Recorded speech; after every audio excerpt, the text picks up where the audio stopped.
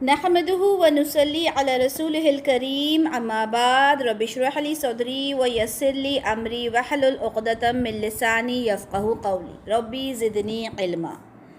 جیسے کہ آپ سب کو پتہ ہے کہ ہم سورہ یوسف کر رہے ہیں اور پچھلے لیکچر میں ہمارے 2 رکوع آلریڈی الحمدللہ ہو گئے تھے، جس میں ہم نے یوسف علیہ السلام کے بارے میں یہ دیکھا تھا کہ کس طرح سے انہوں نے خواب دیکھا تھا، ٹھیک ہے۔ اچھا، یوسف علیہ السلام کے بارے میں ہم یہ جانتے ہیں کہ وہ نبی ہیں اور آپ کے والد یعقوب علیہ السلام وہ بھی نبی تھے، ٹھیک ہے۔ اور ظاہر سی بات ہے کہ جب ان کو خواب کے بارے میں بتایا گیا تو کافی حد تک وہ چیزوں کو سمجھ گئے تھے اور وہ اپنے بیٹے کو بہت پروٹیکٹ کر کے رکھتے تھے، ٹھیک ہے۔ ہم نے پچھلے لیکچر میں یہ بھی دیکھا کہ کس طرح ان کے بھائیوں نے ان کو وہ جو باوڑی ہوتی ہے، کنواں ہوتا ہے، اس طرح وہاں پر ان کو چھوڑ کر آ گئے تھے اور وہاں پر کچھ لوگوں نے انہیں لیا، اور اس زمانے میں ہم جانتے ہیں کہ کس طرح سے جو غلام ہوتے ہیں وہ خریدے اور بیچے جاتے ہیں، تو ان کو لے جا کر بیچ دیا گیا تھا، ٹھیک ہے۔ تو یہ سارا ڈیٹیل میں الحمدللہ ہم نے اپنے پریویس لیکچر میں پڑھا ہے، ٹھیک ہے۔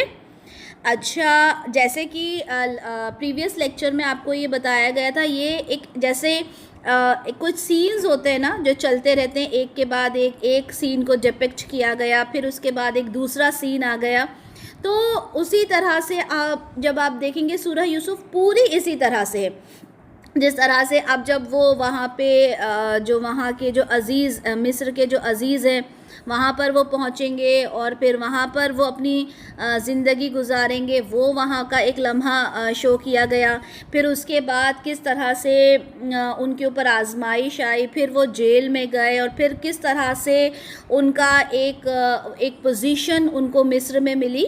تو ایک الگ ان کی جو سینیریوز ہیں انشاءاللہ تعالی ہم سورہ یوسف میں وہ دیکھیں گے۔ جیسے کہ پچھلے لیکچر میں یہ بھی بتایا تھا کہ سورہ یوسف کیوں ہم مطلب اس کا جو نزول ہوا اس کا ریزن کیا تھا، اس کا ریزن یہ تھا کہ آپ سے سوال کیا جاتا تھا سورہ یوسف مطلب یوسف علیہ السلام کے بارے میں یہ سوال کیا جاتا تھا کہ جب یعقوب علیہ السلام، اسحاق علیہ السلام، ابراہیم علیہ السلام یہ جب فلسطین میں رہنے والے تھے تو ایسا کیسے ہوا کہ یہ یہاں پر مصر میں آ گئے؟ تو اس کے جواب میں پھر سورہ یوسف نازل ہوئی جس کے اندر ساری ڈیٹیل اللہ تعالیٰ نے بتائی کہ ایسا کچھ ہوا تھا جس کی وجہ سے یوسف علیہ السلام مصر پہنچ گئے تھے، ٹھیک ہے۔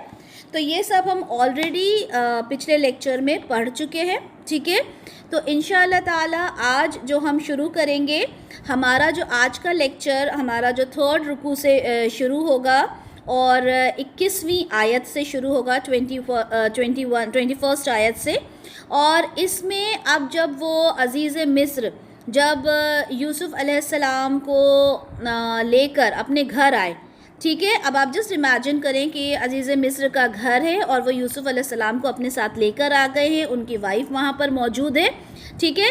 اچھا، جب آپ سارے سینیریوز کو امیجن کرتے ہوئے اس سورہ کو سنیں گے نا تو بہت ایسا لگے گا جیسے ہمارے سامنے ایک جیسے پکچر چلتی رہتی ہے نا، ایسے آپ کو محسوس ہوگا، ٹھیک ہے۔ اور اس کو اس طرح سے آپ نے امیجن کرنا ہے، کوئی ریفرنسز آج آپ لوگوں کے ساتھ شیئر نہیں ہوں گے، ٹھیک ہے۔ تو بس آپ لوگوں نے بہت غور سے اس کو سننا ہے، ٹھیک ہے۔ چلیں انشاءاللہ تعالی ہم شروع کرتے ہیں۔ بسم اللہ الرحمن الرحیم، آیت نمبر 21۔ اور مصر کے جس شخص نے یوسف کو خریدا اس نے اپنی بیوی سے کہا اس کو اچھے طریقے سے رکھنا، ہو سکتا ہے یہ ہمارے لیے نفع بخش ہو یا پھر ہم اسے اپنا بیٹا ہی بنا لیں، اور اس طرح ہم نے یوسف کو اس ملک میں تمکن عطا کیا اور تاکہ ہم اس کو سکھائیں باتوں کی تہ تک پہنچنے کا علم، اور اللہ تو اپنے فیصلے پر غالب ہے لیکن اکثر لوگ جانتے نہیں ہیں، ٹھیک ہے۔ اب ہوا کیا کہ جب ان کو بیچا گیا تو وہاں کا جو عزیز مصر تھا جو خزانے وغیرہ کا اختیار رکھتا ہے، وہ دیکھتا جس کو ٹریجرر کہتے ہیں، ٹھیک ہے، انہوں نے ان کو یوسف علیہ السلام کو خریدا، اور ہو سکتا ہے مائٹ پاسبل کہ ان کی کوئی اولاد نہ ہو، تو انہوں نے اپنی بیوی سے کہا کہ یوسف علیہ السلام کو ہم اپنے ساتھ رکھیں گے اور اللہ کا کرنا دیکھیں کہ ان کو ہم غلام کی حیثیت سے نہیں بلکہ اپنی اولاد کی حیثیت سے ان کو ہم اپنے پاس رکھیں گے اور ہم ان کو اپنا بیٹا بنا لیں گے، ٹھیک ہے. اور اسی طرح سے دیکھیں اللہ تعالیٰ نے تو ہر چیز پہلے سے لکھی ہوئی ہے. اللہ تعالیٰ نے ان کو اتنی ایک اچھی جگہ ایک اعلیٰ مقام پہ ان کی پرورش ہوئی. اور اللہ تعالیٰ کہتے ہیں کہ ہم نے ان کو باتوں کو سمجھنے کا بھی موقع دیا. آبویسلی عزیز مصر ایک بہت اچھی پوزیشن رکھتے تھے وہاں پر, تو آبویسلی ان کے گھر میں پولیٹیکل ایشوز اور ہر طرح کی باتیں ہوتی تھیں. تو یوسف علیہ السلام ان چیزوں کو بھی بچپن سے ہی سیکھ سکتے تھے. ٹھیک ہے. تو اللہ تعالیٰ کہہ رہا ہے کہ باتوں کی تہ تک پہنچنے کا علم بھی ہم نے انہیں دیا. اور اللہ تعالیٰ تو اپنے فیصلے جو لیتے ہیں اس پر غالب ہیں, یعنی اللہ تعالیٰ جس طرح سے چاہتے ہیں اپنے کاموں کو کر لیتے ہیں. ٹھیک ہے. اس کے بعد دیکھیں آیت نمبر 22 میں اب ان کے جو بچپن ہے, بچپن کی ساری بات کو یہاں پہ ختم کرتے ہوئے ان کی بلاغت, ان کی جوانی کی بات شروع ہو گئی کہ اب جب وہ جوان ہوئے تو کیا ہوا کہ جب وہ جوان ہو گئے, جوانی پہ پہنچ گئے, تو اللہ تعالیٰ کہتے ہیں کہ ہم نے ان کو حکم اور علم عطا کیا. ٹھیک ہے. اچھا دیکھیں اللہ تعالیٰ آبویسلی ان کو اپنی اللہ تعالیٰ کی نگرانی میں تو تھے کیونکہ نبی تھے. ٹھیک ہے. نبی تھے, اللہ تعالیٰ کی نگرانی میں وہ تھے. اور اللہ تعالیٰ نے جب وہ جوان ہوئے تو ان کو حکمت عطا کی, ان کو علم عطا کیا, اس سے نوازا. تو یہاں پر جو مفسرین کہتے ہیں کہ یوسف علیہ السلام کو عزیز مصر کے گھر میں ہی نبوت جو تھی وہ عطا کر دی گئی تھی. ٹھیک ہے. کیونکہ یہاں پر ان چیزوں کو زیادہ ڈیٹیل میں نہیں بتایا گیا. ٹھیک ہے. سورہ یوسف میں, لیکن مفسرین نے کہا کہ اس آیت سے یہ پتہ چلتا ہے کہ عزیز مصر کے گھر میں ہی ان کو جو نبوت تھی وہ مل گئی تھی. آیت نمبر 23 میں بتایا گیا کہ یہاں پر پھر ایک سینیریو چینج ہو گیا. ٹھیک ہے. یہاں سے پھر سینیریو چینج ہو گیا کہ ہوا کیا کہ جیسا کہ ہم جانتے ہیں کہ یوسف علیہ السلام بہت خوبصورت تھے.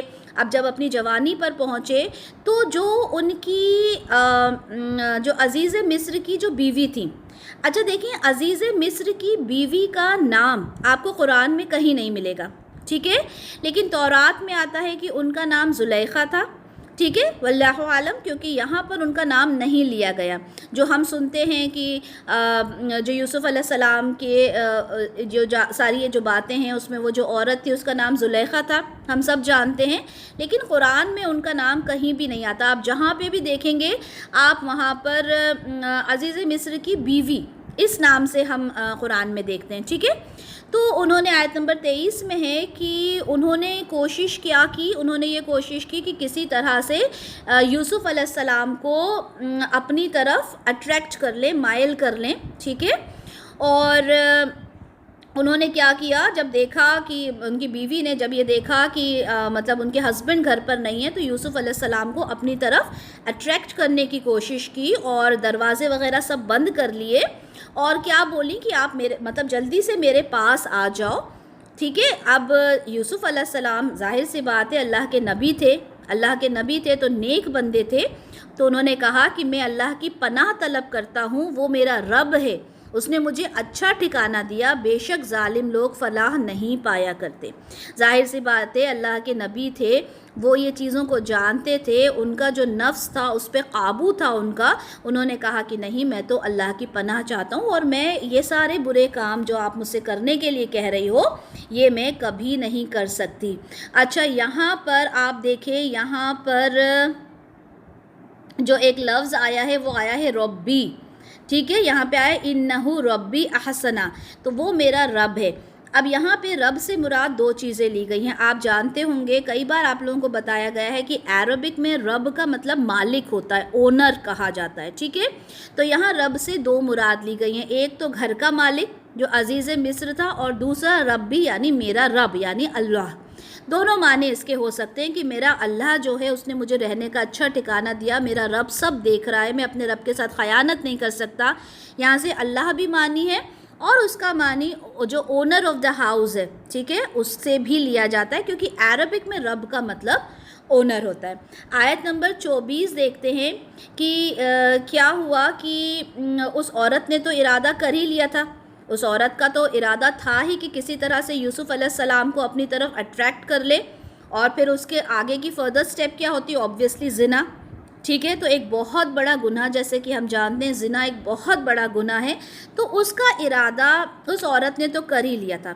اور اس آیت میں کیا فرمایا گیا؟ اگر آپ بھی ارادہ کر لیتے، یوسف علیہ السلام بھی اگر ارادہ کر لیتے، اگر نہ دیکھ لیتے اپنے رب کی ایک دلیل، اگر وہ اپنے رب کی طرف سے ایک دلیل نہ دیکھ لیتے تو ہو سکتا ہے کہ وہ بھی اس گناہ میں شامل ہو جاتے.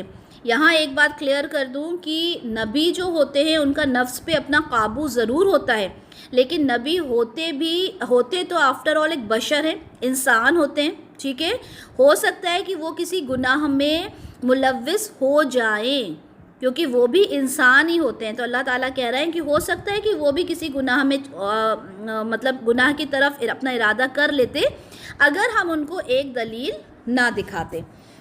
ٹھیک ہے، اب وہ کیا دلیل دکھائی گئی تھی قرآن میں اس کا کوئی ذکر نہیں ہے، لیکن تورات میں یہ کہا جاتا ہے، یہ ڈاکٹر اسرار احمد کی جو تفسیر ہے اس میں سے میں آپ کو بتا رہی ہوں کہ تورات میں یہ کہا جاتا ہے کہ اس موقع پر حضرت یعقوب علیہ السلام کی شکل دیوار پہ ظاہر ہوئی تھی اور آپ نے انگلی سے اشارہ کیا تھا کہ مطلب یہ جو غلط کام ہو رہا ہے اس کو نہ کرو. ٹھیک ہے، لیکن قرآن میں اس کی کوئی دلیل نہیں ملتی، واللہ عالم، کیونکہ تورات میں سے ہم کچھ ان دلیلوں کو، ان دلائل کو لے لیتے ہیں جس سے ہمارے جو عقیدے پر کوئی فرق نہیں پڑتا.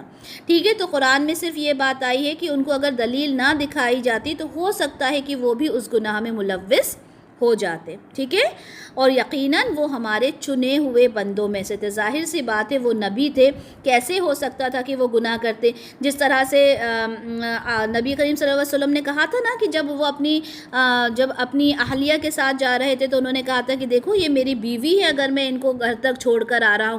تو ان لوگوں نے کہا تھا کہ آپ ایسا کیسے کہہ رہے ہیں، آپ تو نبی ہیں، ہم آپ کے خلاف تو سوچ بھی نہیں سکتے. تب انہوں نے کہا تھا کہ انسان کے جو رگوں کے اندر، خون کے اندر شیطان، رگوں میں جیسے خون بہتا ہے ویسے شیطان جو ہوتا ہے وہ انسان کے رگوں میں ہوتا ہے، خون میں ہوتا ہے نا. یہ حدیث بھی ہم کئی بار پڑھ چکے. تو انسان جو ہوتا ہے چاہے وہ نبی ہی کیوں نہ ہو، شیطان اس کے اوپر حاوی ہو سکتا ہے، لیکن نبی کو اللہ تعالیٰ جو ہے وہ ان ساری چیزوں سے بچا کر رکھتے ہیں. آیت نمبر 25 میں کیا ہوا کہ جب یوسف علیہ السلام جو تھے وہ انہوں نے وہاں سے نکلنے کی کوشش کی. ٹھیک ہے، کیونکہ ان کی جو عزیز مصر کی جو بیوی تھی وہ تو پوری طرح سے حاوی ہونا چاہتی تھی ان کے اوپر، اور یوسف علیہ السلام اللہ کے ڈر سے وہاں سے نکلنا چاہتے تھے. ٹھیک ہے، اب وہ یوسف علیہ السلام باہر نکلنے کے لیے گئے، کوئی دروازہ یا جو بھی کچھ ہوگا، روم ہوگا، وہاں سے دروازے سے باہر نکلے، اور جو ان کی وائف تھی عزیز مصر کی، انہوں نے کیا کیا، پکڑنے کی کوشش کی یوسف علیہ السلام کو. اور یوسف علیہ السلام کو جیسے ہی پکڑنے کی کوشش کی تو ان کی جو قمیص تھی، ان کا جو کرتا تھا وہ پیچھے سے پھٹ گیا، مطلب ان کا کرتا جو عزیز مصر کی وائف تھی ان کے ہاتھ میں آ گیا. ٹھیک ہے، اور جیسے ہی وہ دونوں باہر نکلے تو جو عزیز مصر تھے وہ سامنے تھے. ٹھیک ہے، اور وہ فوراً بولی، یعنی جو وائف تھی اب اس نے دیکھا کہ میرے ہسبینڈ سامنے آ گئے ہیں، اور اس طرح سے مطلب ظاہر سی بات ہے حیران پریشان حال میں ہوں گے دونوں. اور وہ ایک دم سے اس نے اپنا بچاؤ کرنے کے لیے کیا بولا کہ کیا سزا ہونی چاہیے ایسے شخص کی جس نے ارادہ کیا تمہاری بیوی کے ساتھ برائی کا. ٹھیک ہے، یوسف علیہ السلام کے اوپر الزام لگا دیا اور بولی کہ اسے تو جیل بھیج دینا چاہیے یا کوئی اور دردناک سزا دینی چاہیے. ٹھیک ہے، اپنا بچاؤ کرنے کے لیے اس نے کہا یوسف علیہ السلام کو کہ انہوں نے غلط کام کیا ہے اور ان کو جیل بھیجنا چاہیے. آیت نمبر 26 میں ہے کہ جب یوسف علیہ السلام نے یہ دیکھا کہ میرے خلاف یہ اتنا کچھ کہہ رہی ہیں، تو انہوں نے کہا کہ میں نے تو ایسا کوئی بھی کام نہیں کیا، بلکہ یہی میری طرف مائل ہوئی تھی، اور میرے ساتھ انہوں نے جو کچھ بھی غلط کام کرنا چاہا یہ آپ کی وائف نے ہی کرنا چاہا. ٹھیک ہے، اب ظاہر سی بات ہے ایک آدمی بھی یہ چیز بولے، ایک عورت بھی یہی چیز بولے تو فیصلہ کرنا تھوڑا سا مشکل ہو جاتا ہے. تو آیت نمبر 26 میں ہم دیکھتے ہیں کہ جو بیوی تھی اس کے ہی خاندان میں سے اللہ تعالیٰ کا دیکھیں کہ اس کے ہی خاندان میں سے ایک گواہ نے گواہی کیا گواہی دی کہ اگر اس کی قمیص پھٹی ہے سامنے سے تو یہ سچی ہے اور وہ جھوٹا ہے. ٹھیک ہے، اور اگر اس کی قمیص پھٹی ہے پیچھے سے تو پھر یہ جھوٹی ہے اور وہ سچا ہے. اب دیکھیں اللہ تعالیٰ کا کرنا، دیکھیں اللہ تعالیٰ نے اس آدمی کے زبان سے کیا الفاظ نکلوائے کہ ظاہر سی بات ہے کوئی گواہ تو موجود نہیں تھا نا وہاں پر، تو اللہ کی طرف سے ہی وہ الفاظ اس آدمی کے منہ سے نکلوائے کہ اگر ان کی قمیص آگے سے پھٹی ہوگی تو ظاہر سی بات ہے زبردستی کرنے کی کوشش یوسف علیہ السلام نے کی ہوگی، ہے نا، بچنے کے لیے قمیص کو پکڑا ہوگا۔ لیکن اگر قمیص پیچھے سے پھٹی ہوگی تو obvious ہے کہ یوسف علیہ السلام وہاں سے بھاگنے کی کوشش کر رہے ہوں گے اور بیوی نے قمیص کو پکڑا ہوگا، ٹھیک ہے۔ اور یہ الفاظ ظاہر سی بات ہے اللہ تعالیٰ کی طرف سے ہی اس آدمی کی زبان سے نکلے تھے۔ آیت نمبر 28 میں کہ جب عزیز مصر نے دیکھا کہ آپ کی جو قمیض ہے وہ پیچھے سے پھٹی ہوئی ہے تو عزیز مصر کو ساری بات جو تھی وہ سمجھ میں آ گئی، ٹھیک ہے، کہ کس نے کام کیا یہ، اور وہ اپنی بیوی پہ خفا بھی ہوا اور اس نے کہا کہ تم عورتوں کی چالوں میں سے ایک چال ہے، یقیناً تم عورتوں کے فریب بہت بڑے ہوتے ہیں۔ وہ سمجھ گئے کہ یہ سارا کام میری بیوی کا کیا ہوا ہے۔ آیت نمبر 29 میں انہوں نے یوسف علیہ السلام سے کہا کہ دیکھو یہ سب کچھ جو ہوا اس کو درگزر کرو۔ آبویسلی اب گھر کا معاملہ تھا، وہ نہیں چاہتے تھے کہ یہ ان کی وائف کی یہ ساری باتیں گھر سے باہر نکلے، تو انہوں نے کہا ٹھیک ہے جو بھی کچھ ہوا درگزر کرو، اور اپنی بیوی سے کہا کہ تو جو کچھ تم نے گناہ کیا ہے اس کی تم معافی مانگ لو۔ آیت نمبر 30 میں ایک نئی بات شروع ہو جاتی ہے، ٹھیک ہے۔ آیت نمبر 30 میں کیا بات شروع ہو گئی کہ اب یہ سارا واقعہ ہو گیا، ٹھیک ہے۔ انہوں نے کہا یوسف علیہ السلام سے کہ آپ اس بات کو چلیں بھول جائیں، جو ہوا سو ہوا، اور وائف سے کہا کہ تم بھی معافی مانگ لو، سب ہو گیا۔ اب ظاہر سی بات ہے ایک بہت اگر کوئی ہائی سوسائٹی کا، ہائی پوزیشن کا اگر کوئی انسان ہو، ٹھیک ہے، تو اس کی باتیں بہت جلدی دنیا میں پھیل جاتی ہیں۔ آج بھی یہی ہوتا ہے، ہمارے زمانے میں، آج کے زمانے میں بھی یہی ہوتا ہے۔ ہم دیکھتے ہیں کسی کی بھی کوئی بات ہوتی ہے تو کتنی جلدی اس کے بارے میں وہ افواہیں، رومرز یا سچ بھی بات ہو تو وہ کتنی جلدی کہتے ہیں نا جنگل میں آگ کی طرح بات پھیل جاتی ہے۔ تو یہی ہوا کہ وہاں لوگوں کو وہاں کی عورتوں کو، ٹھیک ہے، یہ باتیں پتہ چلیں۔ تو آیت نمبر 30 میں ہے کہ اس شہر میں جو عورتیں تھیں انہوں نے یہ جب ساری باتیں سنی تو انہوں نے کہا کہ دیکھو مطلب وہ جو عزیز مصر کی جو بیوی ہے وہ تو کتنی بھٹک گئی، مطلب کتنا ہی اس نے غلط کام کیا کہ جس لڑکے کو وہ بچپن سے رہا، جو ان کے گھر میں غلام تھا، ٹھیک ہے، بھلے ہی انہوں نے بیٹا مانا تھا ان کو، لیکن سب جانتے تھے کہ ان کو خریدا تھا، ٹھیک ہے۔ تو کہنے لگی کہ دیکھو ایک غلام تھا اور ان کے گھر میں رہ رہا تھا، اور کس طرح سے وہ بھٹک گئی کہ اس کی طرف ہی اس نے مطلب اتنا غلط کام، اتنا برا کام کرنے کی کوشش کی۔ تو وہاں کی عورتوں نے یہ باتیں کرنا شروع کی۔ آیت نمبر 31 میں ہے کہ اب آیت نمبر 31 میں آپ دیکھیں کہ اس وقت کی سوسائٹی کی جو عورتیں تھیں ان کی کیا مینٹیلٹی تھی، کیا ذہنیت تھی، اور اس وقت کی سوسائٹی میں کتنی بے حیائی چھائی ہوئی تھی، وہ آپ کو یہاں پر آیت نمبر 31 میں آپ کو وہ چیز سمجھ میں آ جائے گی کہ جب عزیز مصر کی بیوی کو یہ بات معلوم پڑی کہ میرے بارے میں جو عورتیں ہیں وہ اس طرح کی باتیں کر رہی ہیں، ٹھیک ہے، تو اس نے کیا کیا کہ ایک پارٹی تھرو کی، جس کو ہم اپنی عام زبان میں بولیں تو ایک پارٹی تھرو کی، ٹھیک ہے۔ اور جس طرح سے آج ہوتا ہے کہ ہائی سوسائٹیز ہوتی ہیں، پارٹیز ہو رہی ہیں، دا سیم وے وہاں پہ ایک پارٹی رکھی گئی اور اس نے ساری عورتوں کو پارٹی کے لیے بلایا، ٹھیک ہے، اور تکیہ دار مجلس رکھی۔ تکیہ دار مجلس مطلب وہ جو گاؤں تکیے رکھے ہوں گے اور سب طرف گدے وغیرہ لگے ہوں گے، کچھ آپ لوگ جسٹ امیجن کریں کہ سب طرف تکیے لگے ہیں، گدے لگے ہیں، عورتیں بیٹھی ہوئی ہیں، اور اس نے کھانے کے لیے سامنے کچھ رکھا پلیٹ میں، فار ایگزامپل کچھ فروٹس وغیرہ ہوں گے یا کاٹنے کے لیے کوئی چیز ہوگی، وہ اس نے رکھی اور سب کے سامنے ایک چھری رکھ دی، ٹھیک ہے۔ چھری کا آیا ہے کہ سامنے چھری رکھ دی۔ اب چھری رکھی تو آبویسلی کچھ فروٹس ہوں گے، کچھ کاٹنے کے لیے چیزیں ہوں گی، وہ رکھی، ٹھیک ہے، اور ساری عورتیں وہاں پر بیٹھی ہوئی تھیں۔ اب اس نے کیا کیا، عزیز مصر کی بیوی نے یوسف علیہ السلام کو آواز دی، یعنی وہ جانتی تھی کہ ان عورتوں کی ذہنیت کیا ہے، مطلب جیسی اس کی خود کی ذہنیت تھی ان لوگوں کی بھی ذہنیت وہی تھی۔ تو عزیز مصر کی بیوی نے یوسف علیہ السلام کو کسی کام کے لیے آواز دی، تو جب یوسف علیہ السلام اندر آئے تو دیکھا کہ یہ تو بہت ہی مطلب ظاہر سی بات ہے، یوسف علیہ السلام نبی تھے، بہت خوبصورت تھے، نور تھا ان کے اوپر۔ جیسے ہی ان لوگوں نے دیکھا، وہ دیکھ کے ساری کی ساری جو تھیں وہ ایک دم سے ششدر رہ گئیں، ایک دم سے شاکڈ ہو گئیں کہ اتنا خوبصورت، اتنا حسین انسان، اور سب نے غفلت میں اپنے ہاتھ کاٹ لیے، ٹھیک ہے۔ مطلب اتنی زیادہ وہ سرپرائزڈ ہو گئیں یوسف علیہ السلام کو دیکھ کر، کیونکہ سب کے ہاتھ میں چھری تھی، ٹھیک ہے، اور وہ دیکھ کر سب نے اپنے ہاتھ کاٹ لیے، اور وہ پکار اٹھی کہ حاش اللہ، یہ کوئی آدمی تو نہیں، یہ تو کوئی بہت بزرگ فرشتہ ہے، ٹھیک ہے۔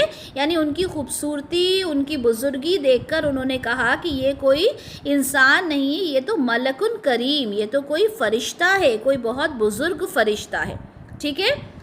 تو یہ مطلب یہ آپ یہاں سے اس سوسائٹی کا ایک اندازہ لگا سکتے ہیں کہ وہاں کی عورتوں کی اس وقت کی مینٹیلٹی کیا تھی، ٹھیک ہے۔ اب یہ ہوا کہ ان سب نے اپنے ہاتھوں کو کاٹ لیا۔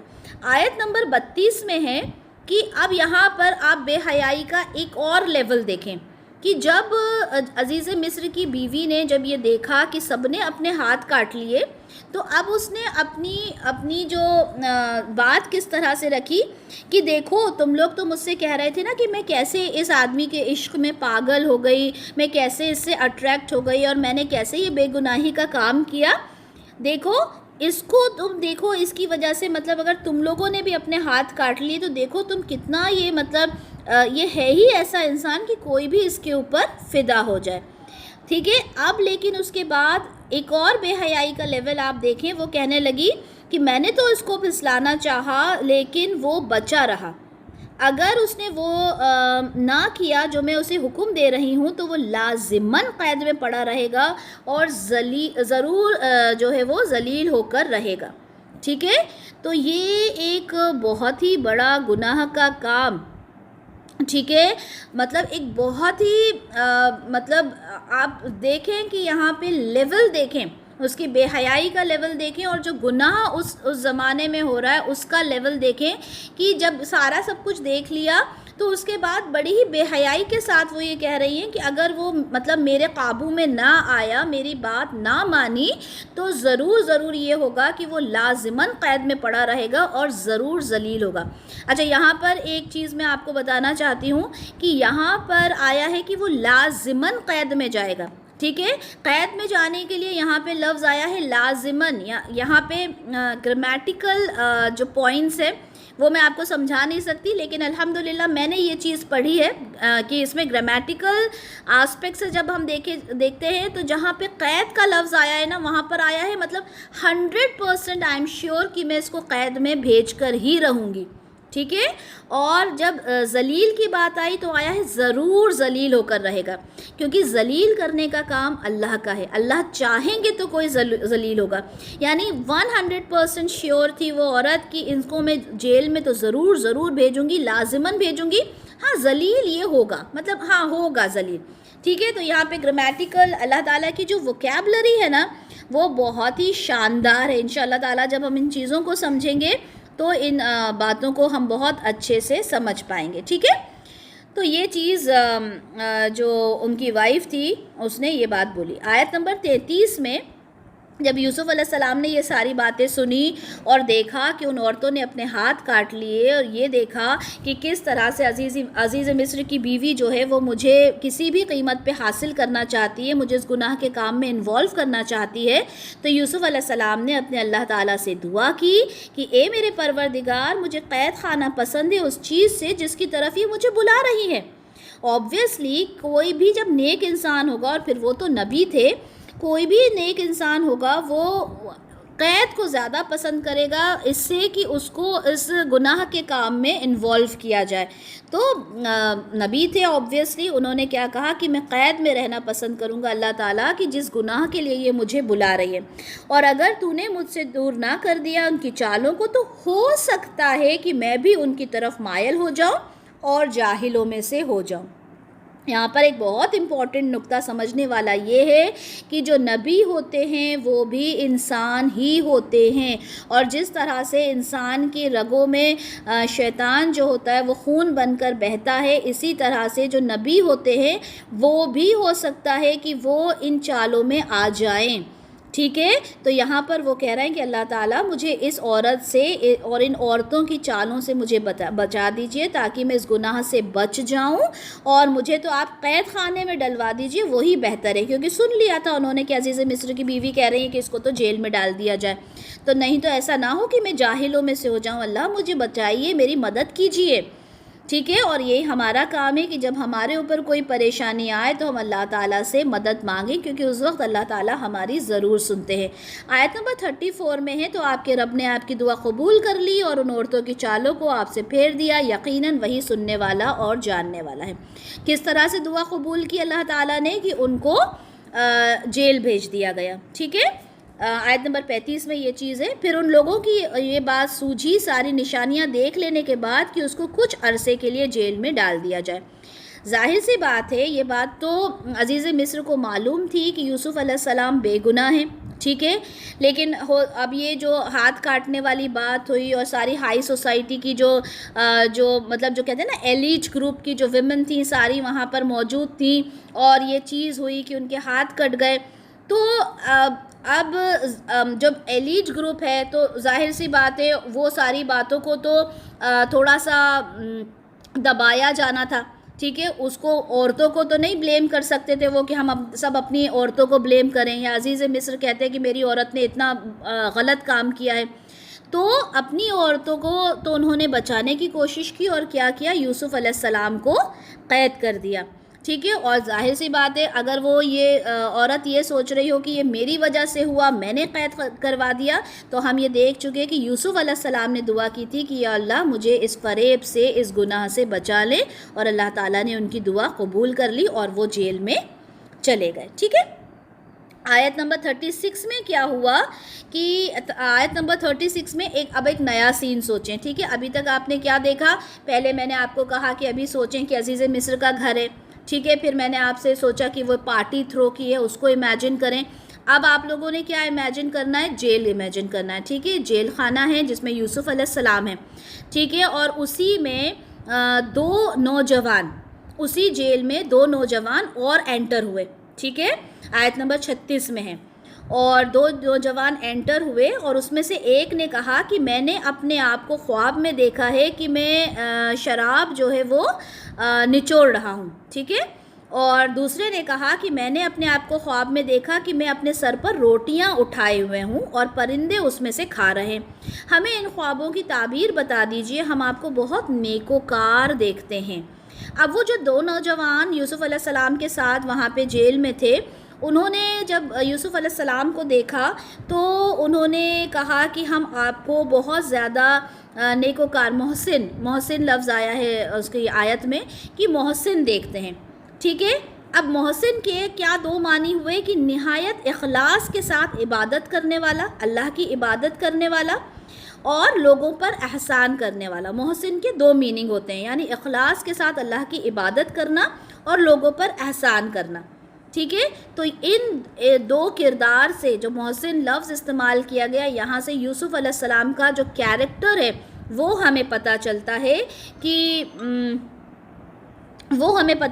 کہ یوسف علیہ السلام کا کیریکٹر کس طرح سے ریویل ہو رہا ہے، کس طرح سے لوگوں کو نظر آ رہا ہے کہ آپ کا کیریکٹر جو ہے وہ کیسا ہے، ٹھیک ہے۔ تو انہوں نے کہا کہ آپ ہمیں محسن نظر آتے ہیں، اور آپ ہمارا یہ جو خواب ہے یہ آپ ہمیں بتا دیں۔ خواب میں کیا دیکھا، ایک نے دیکھا کہ میں شراب نچوڑ رہا ہوں، دوسرے نے دیکھا میرے سر پر روٹیاں ہیں اور پرندے اس میں سے کھا رہے ہیں، ٹھیک ہے۔ اچھا، مفسرین نے لکھا ہے کہ یہ جو قیدی ہیں، دونوں قیدی، یہ جو وہاں کا حاکم، وہاں کا جو بادشاہ تھا مصر کا، اس کا جو مہمان خانہ تھا وہاں پر ملازم تھے، ٹھیک ہے، وہاں پر یہ دونوں جو تھے ملازم تھے، اور ایک باورچی خانے کا انچارج تھا، ٹھیک ہے، اور دوسرا جو تھا وہ وہاں پہ شراب وغیرہ پلایا کرتا تھا. میری آواز بریک ہو رہی ہے کیونکہ ایک کال ہے جو بار بار آ رہا ہے جس کو میں ڈسکنیکٹ کر رہی ہوں, ٹھیک ہے, سوری فار دیٹ. تو ایک میں دوبارہ سے بول دیتی ہوں کہ وہ جو 2 قیدی تھے اس میں سے ایک قیدی جو تھا وہ وہاں کا جو باورچی خانہ تھا وہاں کا انچارج تھا, اور جو دوسرا جو قیدی تھا وہ وہاں پہ شراب وغیرہ کا کام کرتا تھا, شراب سرو کرنا اینڈ آل دیٹ, ٹھیک ہے. تو ایک بار کیا ہوا کہ جو شراب جو تھی یا کوئی اس طرح کی چیز تھی اس میں جب بادشاہ کو دی تو اس میں تھوڑی کڑواہٹ تھی, ٹھیک ہے. تو یا اور جو دوسرے کا تھا اس میں بھی کچھ کھانا پکانے میں کھانے کے اندر کچھ پرابلم تھی, ٹھیک ہے. واللہ عالم, کچھ کہتے ہیں جو تورات وغیرہ میں یا بنی اسرائیل کا جو قول ہے اس کے اکارڈنگ یہ ہے کہ اس میں کچھ زہر ملا دیا گیا تھا, اس وجہ سے ان کو سزا دے دی گئی تھی.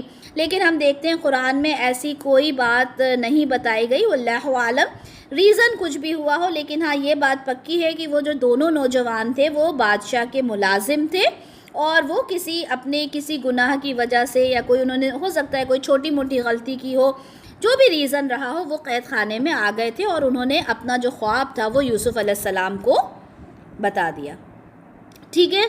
اب خواب آلریڈی میں اپنا آپ کو ان کا خواب جو ہے وہ میں بتا چکی ہوں کہ کیا خواب تھا.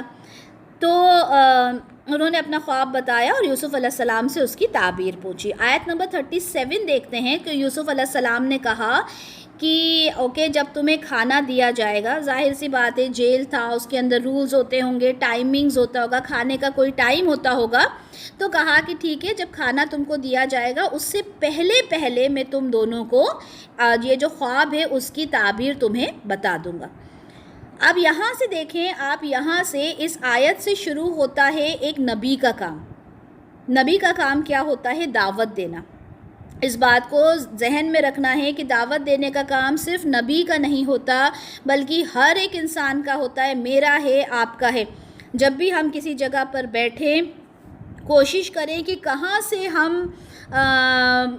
سے ہم یہ جو دعوت کا کام ہے وہ کر سکتے ہیں. اب آپ آگے کے الفاظ دیکھیے گا کہ وہ کیا فرماتے ہیں یوسف علیہ السلام کہ جو کھانا دیا جاتا ہے اس کے آنے سے پہلے میں تم دونوں کو اس کی تعبیر بتا دوں گا. یہ اس علم میں سے ہے جو میرے رب نے مجھے سکھایا ہے. میں نے ترک کر دیا ہے اس قوم کا راستہ جو اللہ پر ایمان نہیں رکھتے اور آخرت کے یہی لوگ منکر ہیں. تو یہاں پر انہوں نے کیا کیا؟ یہاں پر انہوں نے یوسف علیہ السلام نے اپنا دعوت کا کام شروع کیا, تبلیغ کا کام شروع کیا کہ دیکھو میں تم کو یہ ساری چیزیں بتا تو دوں گا. لیکن جب انہوں نے یہ دیکھا کہ یہ دونوں مجھ سے متاثر ہیں, کیونکہ انہوں نے کہا تھا کہ آپ ہمیں محسن نظر آتے ہیں, تو انہوں نے کہا کہ کیوں نہ میں اس وقت کا فائدہ اٹھاؤں. تو انہوں نے جب بات کرنا شروع کی اور انہوں نے ان کو دین کی دعوت دی, ٹھیک ہے.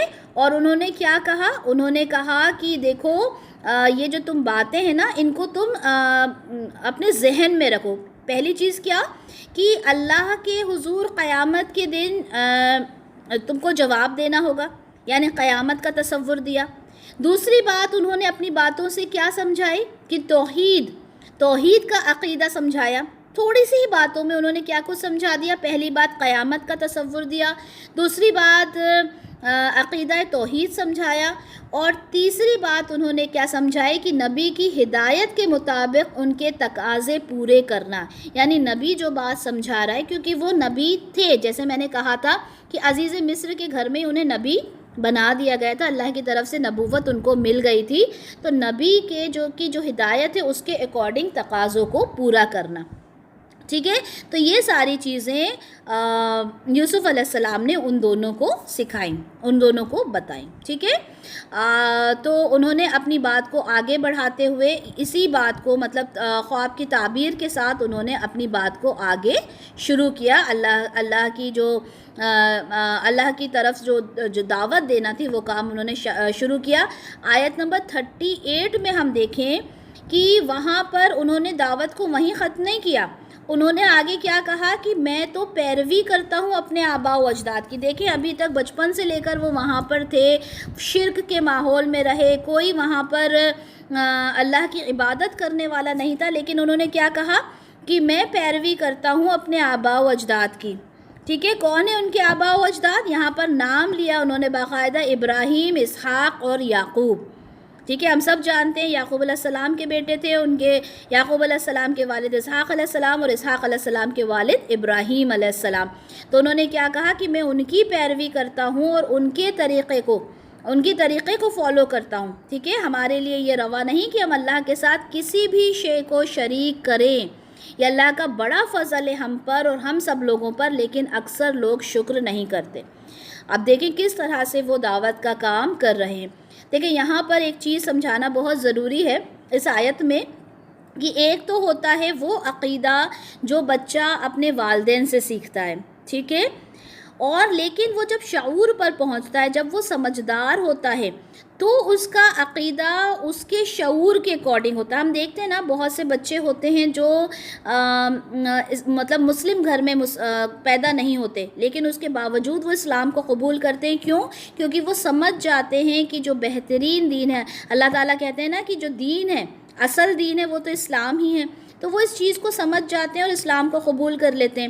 تو یہاں پر کہا گیا کہ دیکھیں ایک تو ہوتا ہے جو بچہ اپنے پیرنٹس سے سیکھتا ہے, لیکن ایک وہ ہوتا ہے جو آس پاس کی سراؤنڈنگز میں رہتے ہوئے اپنے عقل سے کام لیتا ہے, اور وہی عقل سے کام یہاں پر یوسف علیہ السلام نے لیا ہے. ٹھیک ہے, انہوں نے اپنے آباء و اجداد کی جو صحیح بات تھی, ابراہیم علیہ السلام, اسحاق علیہ السلام, یعقوب علیہ السلام کی جو صحیح بات تھی, ان کا جو صحیح نظریہ تھا, اس کو دیکھ کر انہوں نے کہا کہ یہی راستہ جو ہے وہ میرے نزدیک جو ہے معقول ہے, بہتر ہے, صحیح ہے. اور یہی طریقہ ہر نبی کا ہوتا ہے, بلکہ ہم سب کا یہی طریقہ ہونا چاہیے کہ جو چیز ہمیں صحیح نظر آئے ہم کہیں کہ ہاں یہی چیز صحیح ہے.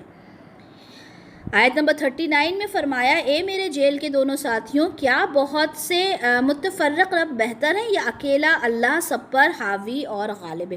پھر انہوں نے کہا کہ یہ جو دیکھو تم الگ الگ بتوں کی عبادت کرتے ہو, الگ الگ بتوں کو پوجا کرتے ہو, وہ زیادہ بہتر ہے یا پھر تمہارے لیے ایک اللہ بہتر ہے؟ آیت نمبر 40 میں, نہیں عبادت کرو تم اس اللہ کے سوا مگر چند ناموں کی جو بنا رکھے ہیں تم لوگوں نے اور تمہارے آباء و اجداد نے, نہیں اتاری اللہ نے ان کے لیے کوئی سند. یہ جو تم جو عبادت کرتے ہو نا, یہ جو تم نے اتنے سارے معبود بنا رکھے, ان کے جو تم نے نام رکھے ہوئے ہیں, تو یہاں پر وہ فرما رہا ہے کہ دیکھو یہ ساری چیزیں جو ہیں یہ بے معنی ہیں. ٹھیک ہے, اور یہ اللہ تعالیٰ نے یہ جو تم نے آباء و اجداد کا جو تم یہ سب کچھ کر رہے ہو, اس کے لیے تو اللہ تعالیٰ نے کوئی دلیل نہیں دی ہے. ٹھیک ہے, اور یہ جو اختیار ہے یہ تو صرف اللہ کے پاس ہے, اللہ کے سوا کسی کی تمہیں بندگی نہیں کرنا, یہی سیدھا دین ہے, یہی صحیح دین ہے. تو آپ دیکھیں ابھی ہم لگاتار 3-4 آیات میں پڑھتے جا رہے ہیں کہ کس طرح سے وہ ایک داعی کا کام کتنے بہترین طریقے سے سر انجام دے رہے ہیں. جیل میں ہیں, کتنا پریشان ہونا چاہیے, لیکن بالکل پرسکون ہے. کیوں؟ کیونکہ انہیں معلوم ہے کہ میرے ساتھ میرا اللہ ہے. اسی کو تو کہتے ہیں نا کہ اللہ کا تقوی اختیار کرنا. ٹھیک ہے, اللہ پر بھروسہ کرنا. یہاں سے ہمیں کتنی اچھی ان کی ایک کوالٹی پتہ چلتی ہے یوسف علیہ السلام کی. اب آیت نمبر 41 میں جب انہوں نے اتنی ساری باتیں کر دی, تب انہوں نے خواب کی تعبیر بتائی. شروع کیسے کیا انہوں نے بات کو کہ ہاں میں خواب کی تعبیر جانتا ہوں کیونکہ میرے اللہ نے سکھایا. پھر انہوں نے اللہ کی اتنی ساری باتیں بتائیں. ٹھیک ہے, اور اب اس کے بعد وہ خواب کی تعبیر بتا رہے ہیں. تو یہ ایک طریقہ ہوتا ہے نبی کا. انہوں نے کہا آیت نمبر 41 میں کہ تم میں سے ایک تو اپنے آقا کو شراب پلائے گا. ٹھیک ہے, جس نے پہلا خواب بتایا تھا, اور جو دوسرا خواب جس نے بتایا تھا اس کے بارے میں کیا کہا کہ اسے سولی دے دی جائے گی, یعنی اسے سولی پہ چڑھا دیا جائے گا, اور جو پرندے ہوں گے اس کے سر سے نوچ نوچ کر کھائیں گے. یہ مطلب یہ خواب کی تمہاری تعبیر ہے جو تم مجھ سے پوچھ رہے تھے, یعنی ایک کو رہا کر دیا جائے گا اور دوسرے کو سزا دے دی جائے گی. تو اب آیت نمبر 42 میں ہے کہ یوسف علیہ السلام نے کہا اس شخص کے جس کے بارے میں آپ نے گمان کیا کہ وہ ان دونوں میں سے نجات پائے گا کہ اپنے آقا سے میرا ذکر کرنا، تو اسے بھلائے رکھا شیطان نے ذکر کرنا اپنے آقا سے، تو آپ رہے جیل میں کئی برس۔ اب یہاں سے پھر سین جو ہے وہ چینج ہو جائے گا۔ ہوا یہ کہ جب انہوں نے یہ تعبیر کر دی کہ تم کو جیل سے رہا کر دیا جائے گا، تو ظاہر سی بات ہے اس کا جو آرڈرز تھے رہائی کے وہ آ گئے۔ جب آرڈرز رہائی کے آئے اور اس نے کہا ہوگا یوسف علیہ السلام سے جا کر کہ مجھے رہا کیا جا رہا ہے، تو یوسف علیہ السلام نے کیا کہا کہ ٹھیک ہے اب تم یہاں سے رہا ہو رہے ہو، تو اب جب تم جاؤ گے تو بادشاہ سے میرے بارے میں ذکر ضرور کرنا، میرے بارے میں بتانا کہ میں یہاں پر بے گناہ ہوں اور یہاں پر ہوں، اور یہاں پر مطلب میرے بارے میں تم بادشاہ سے بات کرنا، ٹھیک ہے۔ تو لیکن اللہ کی مرضی جو ہوتی ہے وہی ہوتا ہے۔ اللہ تعالیٰ نے بھلا دیا اس شخص کو، ٹھیک ہے، جب وہ باہر نکلا تو وہ بھول گیا کہ مجھے مطلب کوئی یوسف علیہ السلام کوئی یوسف کر کے وہاں پر تھے، انہوں نے مجھے یہ سب بولا تھا آنے کے لیے، تو وہ بھول گئے، وہ آدمی جو تھا وہ بھول گیا، ٹھیک ہے۔ اور آپ جیل میں رہے کئی برس۔ یہاں پر جو لفظ آیا ہے آپ آیت میں دیکھیں، یہاں پر آیا ہے بضع سنین، ٹھیک ہے۔ بضع کا مطلب ہوتا ہے 2 سے لے کے 9 تک، ٹھیک ہے، بضع کا مطلب ہوتا ہے 2 سے لے کے 9 تک۔ تو بضع سنین یعنی کچھ سال وہ وہاں پہ رہے، یعنی 2 سال بھی ہو سکتے ہیں وہ، اور 9 سال بھی ہو سکتے ہیں، یعنی 2 to 9، 2 سے 9 سال کے بیچ تک وہ آپ جیل میں ہی رہے، اس کو یاد نہیں آیا اس آدمی کو، ٹھیک ہے۔ اب آیت نمبر 43 میں اب ایک اور نیا سین آپ لوگ امیجن کریں۔ بادشاہ ہے، بادشاہ کا دربار لگا ہوا ہے، وہاں پہ بہت سارے لوگ بیٹھے ہوئے ہیں، ٹھیک ہے۔ اب بادشاہ بات کر رہا ہے، ٹھیک ہے۔ اب بادشاہ کیا بات کر رہا ہے آیت نمبر 43 میں؟ اچھا، امید کرتی ہوں کہ آپ سب اپنے سامنے جو ترجمے والا قرآن ہے یا جو یہ ہمارا بیان القرآن ایپ ہوتا ہے یا کوئی سا بھی جو ترجمے والا ایپ ہے وہ اوپن کر کے رکھتے ہیں، ٹھیک ہے، تاکہ آپ کو یہ ساری چیزیں وہاں پہ نظر آتی جائیں، ٹھیک ہے۔ آیت نمبر 43 میں اب آپ لوگوں نے کیا امیجن کرنا ہے؟ بادشاہ ہے۔ اب بادشاہ کہہ رہا ہے کہ میں خواب میں دیکھتا ہوں کہ 7 موٹی گائے ہیں جن کو کھا رہی ہیں 7 دبلی گائے، اور 7 بالیاں ہیں ہری اور دوسری 7 خشک۔ تو اے میرے درباریوں، مجھے بتاؤ تعبیر میرے خواب کی، اگر تم خوابوں کی تعبیر کر سکتے ہو۔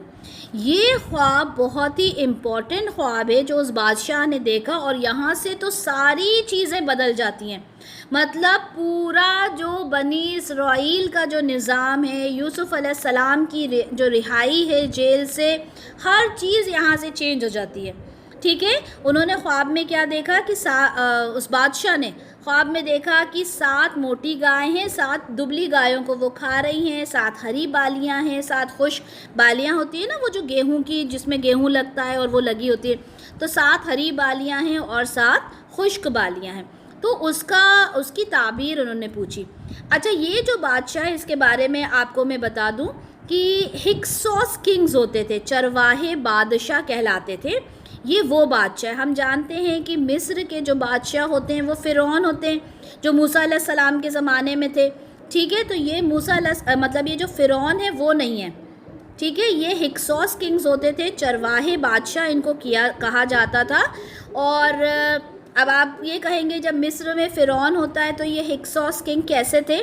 ہم جیسے کہ جانتے ہیں کہ کئی بار ایسا ہوتا ہے کہ کچھ لوگ آتے ہیں اور حملہ کر دیتے ہیں، ٹھیک ہے، اور حملہ کر کے اس ملک کے اوپر مطلب اس ملک کو جیت لیتے ہیں۔ اب جب ملک کو جیتتے ہیں تو دو باتیں ہوتی ہیں، یا تو وہ اسی ملک میں رہ جاتے ہیں یا پھر وہ وہاں سے چلے جاتے ہیں، وہاں سے لوٹ کے خزانے وغیرہ۔ تو اب یہ جب ہکسوس کنگز نے وہاں پہ حملہ کیا تو یہ لوگ وہیں پر رہنے لگے تھے، ٹھیک ہے، وہیں پر رہنے لگے تھے۔ تو یہ وہ ہکسوس کنگ ہے، یہ وہ نہیں ہے، ٹھیک ہے، فرعون نہیں ہے، یہ بات آپ اچھے سے سمجھ لیں، ٹھیک ہے۔ اچھا، یہ جو ہکسوس کنگز تھے یہ عربی نسل کے تھے، فلسطین اور شام سے یہ مصر میں آئے تھے، ٹھیک ہے۔ اور ان کے زمانے میں جب تک یہ ہکسوس کنگز رہے تھے تو بنی اسرائیل جو تھے وہ بہت زیادہ فلرش کرا، انہوں نے بہت، ان کی ایک ریپیوٹیشن رہی تھی. لیکن پھر کیا ہوا، پھر ٹائم بدلا، اور پھر جو قبطی قوم تھی، جو فرعون کی، جو مصر کے جو رہنے والے ہیں وہ قبطی کہلاتے ہیں، پھر انہوں نے وہاں پہ اپنی حکومت واپس لی، اور پھر ہم جانتے ہیں کس طرح سے بنی اسرائیل کے اوپر انہوں نے ظلم کرنا شروع کیا. ٹھیک ہے، تو یہاں پہ بادشاہ کا تھوڑا سا انٹروڈکشن میں نے آپ کو دیا. اس بادشاہ نے جو خواب دیکھا وہ میں نے آپ کو بتایا، اور اس نے خواب کی تعبیر پوچھی. اب آیت نمبر 44 میں جو درباری تھے انہوں نے کیا کہا کہ یہ تو پریشان خیالات ہیں اور ایسے خوابوں کی تعبیر ہم نہیں جانتے. انہوں نے کہا یہ کوئی ایسا، ہمیں نہیں لگتا کہ اس کی کوئی تعبیر ہونا چاہیے. ہم جانتے ہیں نا کئی بار ہمارا ذہن کچھ سوچ رہا ہوتا ہے اور ہمیں خواب دکھ جاتے ہیں، ضروری نہیں ہوتا کہ ہر خواب کی تعبیر ہو. تو انہوں نے کہا یہ تو ایک نارمل سا آپ کو بس آپ کے دماغ کے خیالات تھے جو آپ کو نظر آیا، لیکن اس کی کوئی تعبیر نہیں ہے. لیکن ظاہر سی بات ہے وہ بادشاہ تھا اور اس کو یہ خواب پریشان کر رہا تھا کہ نہیں، اس کا کچھ نہ کچھ تو میننگ ہوتا ہے. اب دیکھیں اللہ تعالیٰ کا کرنا آیت نمبر 45 میں، کہ وہ جو شخص تھا نا جس کو آزاد کیا گیا تھا، رہا کیا گیا تھا، جس نے خواب بتایا تھا یوسف علیہ السلام کو، اب یہ سننے کے بعد اس کو فوراً یاد آیا کہ ہاں مجھے تو ایک شخص ملا تھا جس نے خواب کی تعبیر بتائی تھی. تو اس نے کہا کہ میں اس خواب کی تعبیر بتا سکتا ہوں اور مجھے قید خانے میں جانے کی اجازت دی جائے. آیت نمبر 46 میں ہے کہ وہ جو آدمی تھا وہ قید خانے میں گیا. اب آپ امیجن کریں کہ وہ جیل ہے اور وہاں پہ یوسف علیہ السلام سے وہ آدمی بات کر رہا ہے. اس نے کہا کہ اے یوسف، اے بڑے سچے انسان، ٹھیک ہے، صدیق یعنی سچے انسان، اگر تم مجھے جو خواب ہے اس کی تعبیر بتا دو. ٹھیک ہے، خواب بتایا سارا اور کہا کہ مجھے اس کی تعبیر بتا دو. اب دیکھیں اگر کوئی اور انسان ہوتا تو وہ کیا کہتا کہ اچھا تم اب 8-10 سال بعد میرے پاس آ رہے ہو اور تم سب بھول گئے میرے بارے میں، کتنا کچھ بولتا ہے ایک نارمل انسان. لیکن یوسف علیہ السلام، آپ دیکھیں ان کا پیشنس، دیکھیں آپ کو سورہ یوسف سے پیشنس ہمیں نظر آتا ہے، صبر. اگر کوئی پوچھے نا کہ سورہ یوسف سے جو سب سے امپورٹنٹ بات ہمیں کیا پتہ چلتی ہے تو صبر کے بارے میں پتہ چلتا ہے. ان کی جو کیریکٹرسٹکس ہے اس میں ایک کیریکٹرسٹکس آپ اور لکھیں کہ وہ کتنے پیشنٹ تھے. تو انہوں نے کیا کہا کہ آیت نمبر 47 نے کہا کہ تم 7 سال تک خوب کھیتی باڑی کرو گے، ٹھیک ہے، اور جو فصل بھی تم کاٹو اسے رہنے دینا اس کی بالیوں میں، اور اس قلیل تعداد کے جو تم کھاؤ. یعنی یہاں پہ صرف انہوں نے خواب کی تعبیر نہیں بتائی بلکہ اس کا سولیوشن بھی بتا دیا کہ 7 سال تمہارے ایسے آئیں گے کہ خوب کھیتی باڑی کرو گے تم، خوب تمہارے اچھے گزریں گے، خوب فلرش کرو گے تم لوگ، ٹھیک ہے. لیکن کیا کرنا کہ جو بھی فصل تم کاٹو گے نا تو اس میں کچھ استعمال کرنا، اور جو اس کے جو سٹے ہوتے ہیں نا، جو بالیاں ہوتی ہیں، اس کے اندر ہی رہنے دینا. اور اگر ہم آج دیکھیں اس وقت تو اتنی ٹیکنیکس نہیں تھیں، لیکن آج اگر ہم اس چیز کو دیکھیں تو یہ جو سائنٹیفک ٹیکنیکس ہیں اس کے اکارڈنگ بھی یہی سب سے بہترین طریقہ ہوتا ہے کہ اگر ہم جو اناج ہے اس کو سٹوں کے اندر ہی رہنے دیں تو وہ ایک بہترین مطلب اس کو پرزرو کیا جا سکتا ہے بنا کسی اضافی پرزرویٹیوز کے. ٹھیک ہے، تو ایک طریقے کا انہوں نے سولیوشن بھی بتا دیا کہ اس طرح سے آپ نے غلے کو، اناج کو، اپنی کھیتی کو استعمال کرنا ہے کہ جب آپ کاٹو جتنی ضرورت ہے یوز کر لینا اور باقی کا جو ہے اسے سٹوں کے اندر، بالیوں کے اندر ہی رہنے دینا. یہ ایک چیز کا جواب دیا. پھر انہوں نے آیت نمبر 48 میں کیا کہا کہ اس کے بعد، ابھی یہ 7 سال تو ہو گئے، اس کے بعد 7 سال آئیں گے قحط سالی کے، یعنی جس کو کہتے ہیں نا سوکھا پڑنا، قحط سالی کے 7 سال آئیں گے. ٹھیک ہے، اب جو بھی تم نے پرزرو کر کے رکھا تھا ان 7 سالوں میں اس کو تم یوز کرنا. ٹھیک ہے، یعنی یہ 14 سال ہو گئے. اس کے بعد آیت نمبر 49 میں انہوں نے بتایا کہ اب یہ 14 سال ہو گئے، 7 سال اچھے گزریں گے، 7 سال قحط سالی کے گزریں گے، پھر 1 سال ایسا آئے گا جس میں خوب بارش ہوگی، خوب اچھے سے ہوگا، اور اس میں تم رس نچوڑو گے. ٹھیک ہے، انگور کا رس نچوڑو گے، یعنی جو شراب وغیرہ بناؤ گے. ظاہر سی بات ہے شراب اس زمانے میں حرام تو تھی نہیں. تو انہوں نے کہا خوب بارش ہوگی، خوب جو فروٹس ہیں وہ ہوں گے، اس کا تم رس نچوڑو گے، یعنی بہت اچھی لائف ہوگی. تو کیا خواب سے سمجھا؟ 7 سال آپ کے بہت اچھے ہوں گے، بہت فلرشڈ لائف ہوگی، اناج کھیتی باڑی سب کچھ ہوگا، 7 سال قحط ہوگا اور پھر 1 سال ہوگا جس میں خوب بارش ہوگی، خوب پھل ہوں گے۔ اب یہ بات ساری سننے کے بعد وہ جو آدمی تھا وہ بادشاہ کے پاس گیا اور اس نے ساری ڈیٹیل جو تھی وہ بادشاہ کو بتا دی۔ آیت نمبر 50 میں اب پھر آپ امیجن کیجئے کہ بادشاہ کا محل ہے، وہاں پہ وہ بیٹھا ہوا ہے اور یہ آدمی بادشاہ کے پاس گیا اور اس نے ساری سٹوری سنائی۔ تو اب اس کو سب سن کے بادشاہ نے کہا کہ ٹھیک ہے، اس شخص کو میرے پاس لے آؤ۔ اب لے آؤ جب بولا تو وہ جو ایک میسنجر تھا جو بھی وہ تھا، یا تو وہی آدمی، وہ واپس یوسف علیہ السلام کے پاس گیا اور اس نے کہا کہ تم چلو اور بادشاہ کے پاس چلو اور بادشاہ نے تم کو بلایا ہے۔ تو یوسف علیہ السلام نے کہا کہ میں اتنے سالوں سے جیل کے اندر ہوں، میری بے گناہی ثابت نہیں ہوئی، میں کیسے یہاں سے نکل جاؤں جب تک کہ میری بے گناہی ثابت نہ ہو جائے۔ آپ جاؤ بادشاہ سے بولو کہ ان عورتوں نے جنہوں نے اپنے ہاتھ کاٹے تھے ان کا کیا معاملہ تھا، کیوں انہوں نے اپنے ہاتھ کاٹے تھے اور کیوں مجھے اس جیل کے اندر بند کیا گیا، یعنی میں جب تک بے گناہ ثابت نہ ہو جاؤں میں تو یہاں سے نہیں نکلوں گا۔ آبویسلی یار سیلف رسپیکٹ بھی تو کوئی چیز ہوتی ہے نا، ٹھیک ہے۔ تو انہوں نے کہا کہ نہیں، میں ایسے نہیں نکلوں گا اور مجھے آپ یہاں سے بے گناہ ثابت کرو، اس کے بعد ہی میں نکلوں گا، اور معلوم کرو کہ وہ جتنے بھی سال رہے ہوں گے وہ، کہ وہاں اس وقت کیا ہوا تھا۔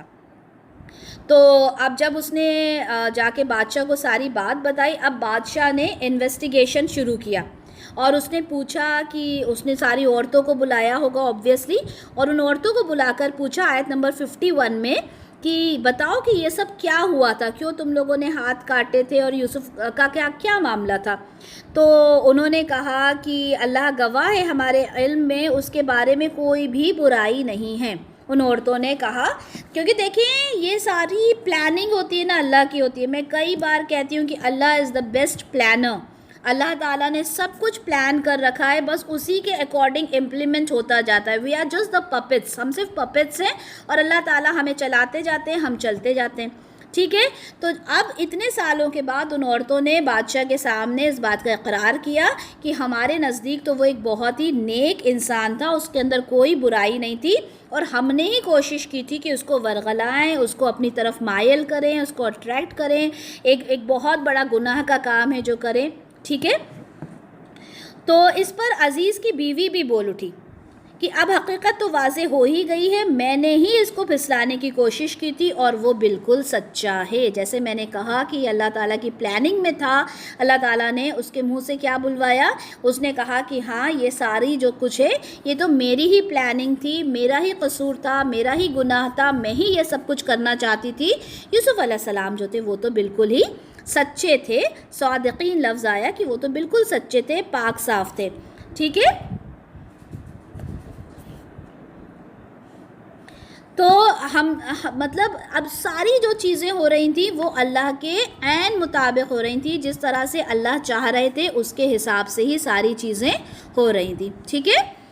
اب اس کے بعد کیا ہوا آیت نمبر 52 میں، اچھا یہاں پر ایک بات میں آپ لوگوں کو بتا دوں، آیت نمبر 52 اور آیت نمبر 53 آپ لوگ اپنے قرآن میں یا جو آپ کا ایپ اوپن ہے اس میں آپ دیکھیں، وہاں پر آپ کو جو آیت ملے گی اس کا ترجمہ جب ہم دیکھیں گے تو یہاں پہ مفسرین کی 2 رائے ہیں۔ کچھ مفسرین کا کہنا ہے، کیونکہ آیت نمبر 51 جب آپ نے دیکھا تو اس میں کیا لکھا ہے، یہاں سے جب شروع ہوا کہ ہاں میں نے ہی یہ کام کیا تھا، میں نے اس کو پھسلانے کی کوشش کی تھی اور میرا نفس قابو میں نہیں رہا تھا، اور یوسف علیہ السلام تو بے شک جو تھے وہ سچے تھے، ٹھیک ہے۔ تو یہاں یہ بات ختم ہوئی۔ اب بہت سے مفسرین کہتے ہیں کہ یہاں پہ کوئی بریک نہیں آیا نا بات میں، تو یہ آیت جو نیکسٹ آیت ہے 52 اور 53، یہ عزیز مصر کی بیوی نے ہی یہ الفاظ ادا کیے ہیں، ٹھیک ہے۔ لیکن زیادہ تر مفسرین کا کہنا یہ ہے کہ وہ بالکل سچے تھے، یہ بات یہاں پہ فل سٹاپ لگ گیا، یہ بات یہاں پہ ختم ہو گئی۔ آیت نمبر 52 اور آیت نمبر 53 جو ہے وہ جب انویسٹیگیشن شروع ہوا، ٹھیک ہے، جب کوسچن آنسر ہوئے یوسف علیہ السلام کے ساتھ، تو یوسف علیہ السلام نے آیت نمبر 52 اور آیت نمبر 53 یوز کی تھی۔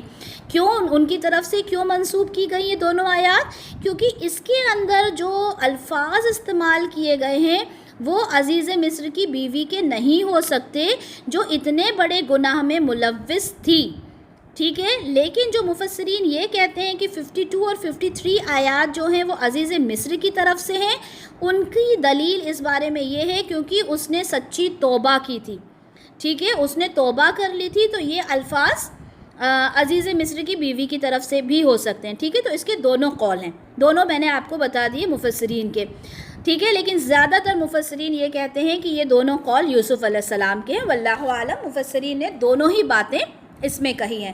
تو آیت نمبر 52 ہم دیکھتے ہیں، یہ اس لیے کہ وہ جان لے کہ میں نے اس کی غیر موجودگی میں اس کی خیانت نہیں کی، اور یہ کہ یقیناً اللہ خیانت کرنے والوں کی چال کو کامیاب نہیں کرتا۔ تو یہاں پر خیانت نہیں کی سے مراد تھا کہ میں نے عزیز مصر کے گھر میں رہا، میں کیسے خیانت کر سکتا تھا کہ ان کی عزت کے ساتھ، ان کی جو مطلب ان کی ظاہر سی بات ہے، کوئی کسی کی بیوی جو ہوتی ہے وہ اس انسان کی عزت ہوتی ہے، تو میں کیسے کر سکتا تھا کہ کسی کی عزت کے ساتھ میں خیانت کرتا، ٹھیک ہے، اور میں نے یہ ایسا بالکل نہیں کیا۔ اگر یہ یوسف علیہ السلام کے الفاظ ہیں تو ٹھیک ہے، انہوں نے کہا کہ میں نے اس میں کوئی خیانت نہیں کی، اور یقیناً اللہ خیانت کرنے والوں کی چال کو کامیاب نہیں کرتا، ٹھیک ہے۔ اور آیت نمبر 53 دیکھتے ہیں، اگر آیت نمبر 53 کو ہم کنٹینیویشن مانیں یوسف علیہ السلام کے قول کے ساتھ ہی، تو کیا بات ہو جاتی ہے کہ اور میں اپنے نفس کو بری قرار نہیں دیتا، ٹھیک ہے۔ یہاں پہ ترجمہ دیکھیں گے تو آپ لکھا ہے بیان القرآن میں کہ میں اپنے نفس کو بری قرار نہیں دیتی، ٹھیک ہے۔ لیکن ڈاکٹر اسرار احمد نے بھی یہ کہا ہے کہ یہ دونوں ہی قول ہو سکتے ہیں، یہ یوسف علیہ السلام کی طرف سے بھی ہو سکتا ہے اور عزیز مصر کی طرف سے بھی ہو سکتا ہے، ٹھیک ہے۔ اور تو یہاں پر یوسف علیہ السلام یہ کہہ رہے ہیں کہ دیکھو میں بھی اپنے نفس سے بری نہیں ہوں، جیسے کہ میں نے آپ سے کہا کہ ہم سب تو وہی کرتے ہیں جو اللہ تعالیٰ ہم سے کرواتے ہیں، اور اللہ تعالیٰ ہم سے مطلب ہم وہی کرنے والے ہمیشہ بنے جو اللہ تعالیٰ ہم سے کرواتے ہیں، کیونکہ ہر انسان کا جو نفس ہوتا ہے، اس کی جو روح ہوتی ہے، وہ بہتر طریقے سے جانتی ہے کہ اس کے ساتھ کیا ہونا ہے، ٹھیک ہے۔ تو انہوں نے کہا کہ میں اپنے نفس کو بری قرار نہیں دیتا، انسان کا نفس تو برائی کا حکم دیتا ہے سوائے اس کے جس پر میرا رب رحم فرما دے، یقیناً میرا رب بہت بخشنے والا، نہایت رحم کرنے والا ہے، ٹھیک ہے۔ تو ان دو آیات کے اوپر بہت کچھ ایکسپلین کر دیا، اور اب آپ لوگ سمجھ گئے ہوں گے کہ یہ ساری جو چیزیں ہیں وہ کس کے طرف سے ہوئی، یہ ساری جو باتیں ہیں، کیونکہ اب ہم نے آیت نمبر 53 میں دیکھا کہ جو الفاظ ادا کیے گئے تھے وہ obviously یوسف علیہ السلام کی طرف سے ہی ہونا چاہیے، ٹھیک ہے۔ لیکن میں obvious ورڈ غلط یوز کر رہی ہوں کیونکہ مفسرین ظاہر سی بات ہے انہوں نے بہت اس کے اوپر ریسرچ کی ہوگی، تو دو قول آتے ہیں اس کے، ٹھیک ہے۔ الحمدللہ بہت ڈیٹیل میں یہ دونوں میں نے آیت آپ لوگوں کو سمجھا دی۔ آیت نمبر 54 میں اب جب ساری باتیں ہو گئیں تو بادشاہ نے کیا کہا کہ ٹھیک ہے اب ان کو لے کر آ جاؤ، عزت کے ساتھ ساری چیزیں کلیئر ہو گئی ہیں، اور ان کو میں بہت اچھی پوزیشن دوں گا، ایک بہت اچھی پوزیشن پہ اب وہ یہاں پر مصر میں رہیں گے، یعنی میرے دربار میں ایک ہائی پوزیشن پہ ان کا جو ایک آفیشیل سٹیٹس ہے وہ دیا جائے گا۔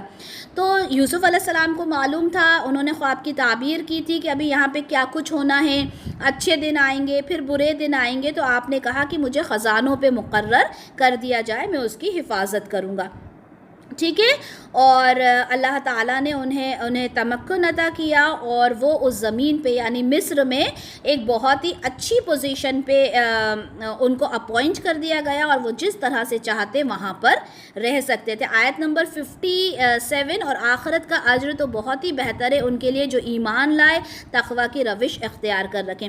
دیکھیں اگر کوئی واقعہ بیان ہوتا ہے، کوئی اسٹوری فارم میں اگر ہم کوئی چیز پڑھتے ہیں تو ایسا نہیں ہے کہ اس میں بس ایک اسٹوری چلتی جاتی ہے اور ہم اس کو سنتے رہتے ہیں۔ اللہ کا جو مین تھیم ہے قرآن کی کہ آخرت کو سمجھنا، اللہ تعالیٰ کے احکام کو سمجھنا، اللہ کیا ہے، آخرت کیا ہے، وہ ہمیں بیچ بیچ میں ضرور ملتا رہے گا، ٹھیک ہے۔ ایسا نہیں کہ ایک چیز چل رہی ہے تو چلتی جا رہی ہے۔ آیت نمبر 57 میں کہ آخرت کا اجر تو بہت ہی بہتر ہے ان کے لیے جو تقوی کی روش اختیار کرنے۔ آیت نمبر 58، اب دیکھیں آیت نمبر 58 کو آپ امیجن کریں، اس کو امیجن کرنے سے پہلے بہت ساری چیزیں ہیں جو میں آپ کو سمجھاؤں گی، ٹھیک ہے۔ آیت نمبر 58 سے پہلے کیا ہوا کہ جب وہاں پہ 7 سال تھے بہت اچھے گزرے.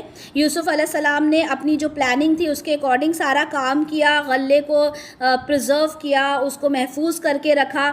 اب اس کے بعد جب 7 سال گزر گئے تو اگلے 7 سال آئے جس میں قحط سالی ہوئی, سوکھا پڑا, کہیں بارش نہیں ہوئی اور لوگ بڑے حیران پریشان ہو گئے. اناج نہیں, غلہ نہیں, پریشان گھومتے تھے.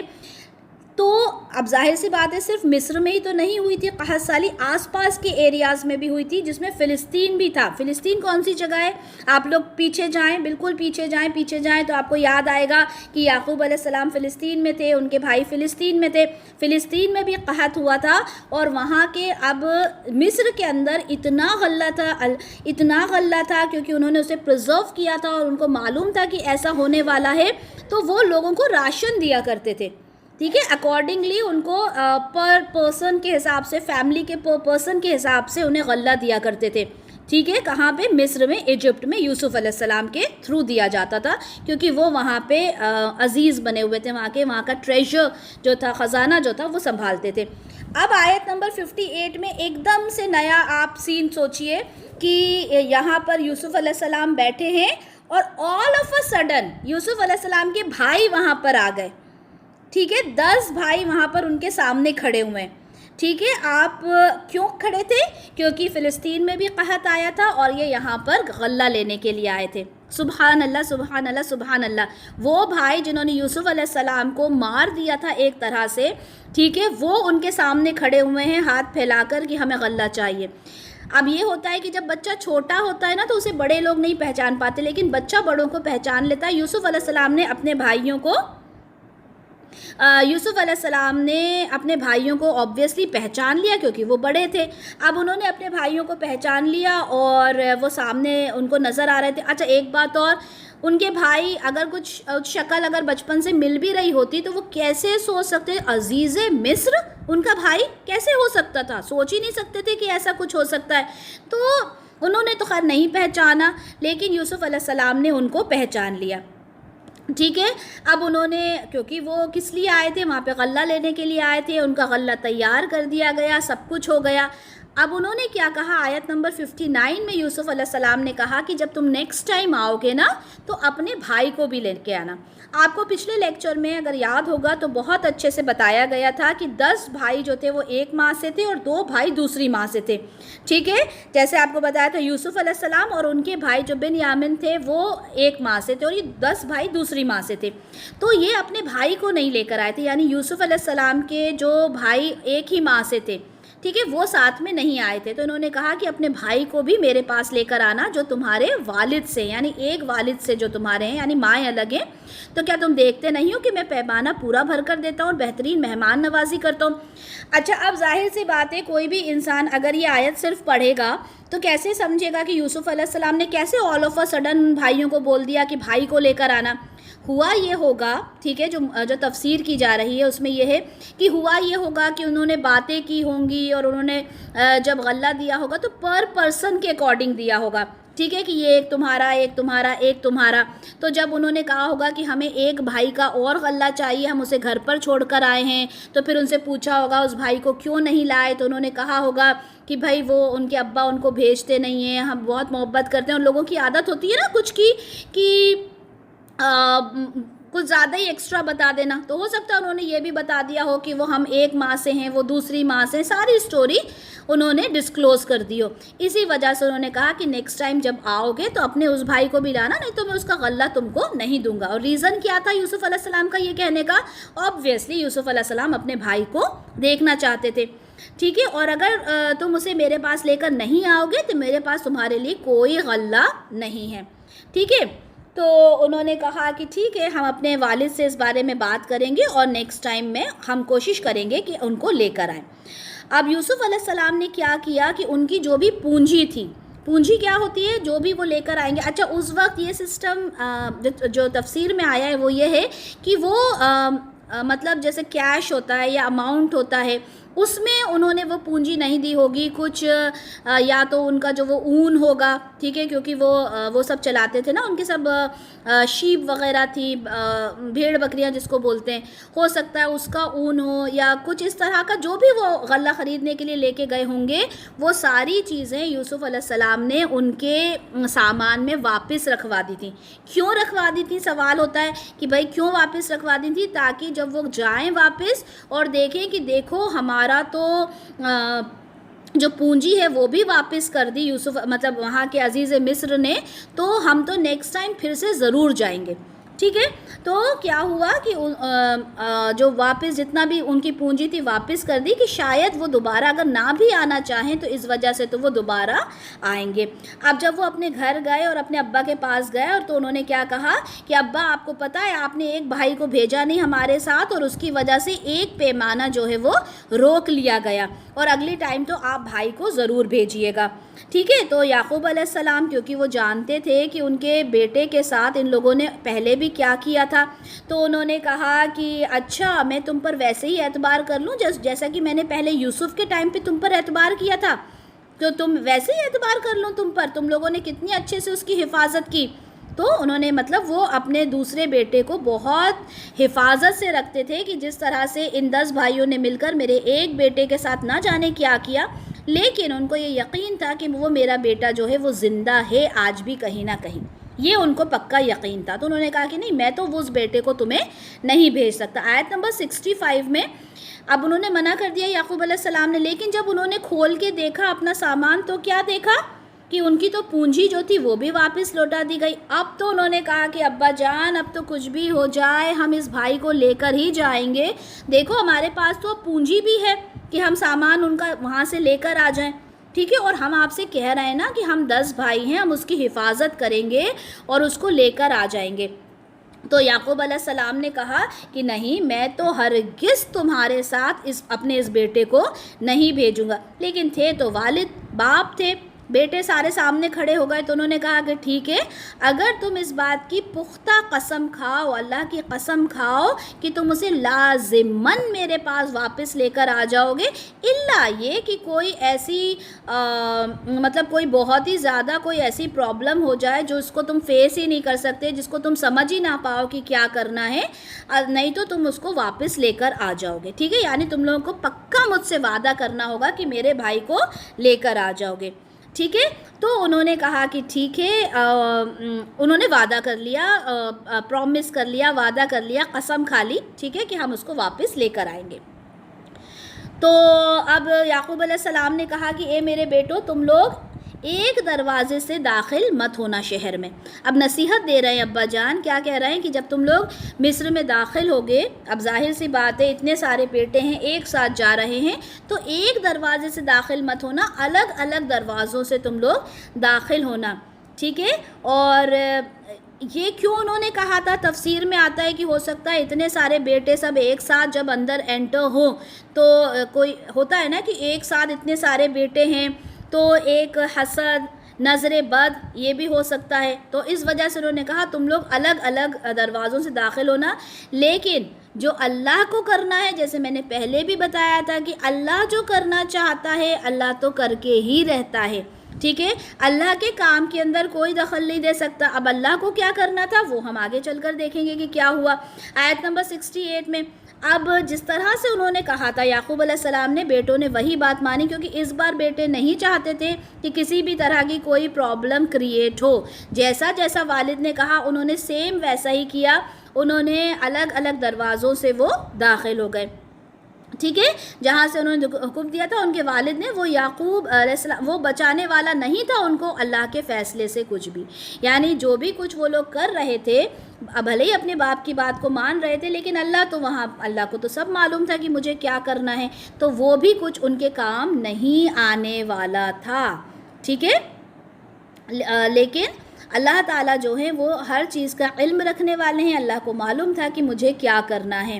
اور جب آئے یوسف علیہ السلام کے پاس تو آپ نے اپنے بھائی کو اپنے پاس الگ بلا لیا اور اسے بتا دیا کہ میں تمہارا بھائی ہوں اور آپ مت غمگین ہونا اس پر جو یہ لوگ کرتے رہے ہیں۔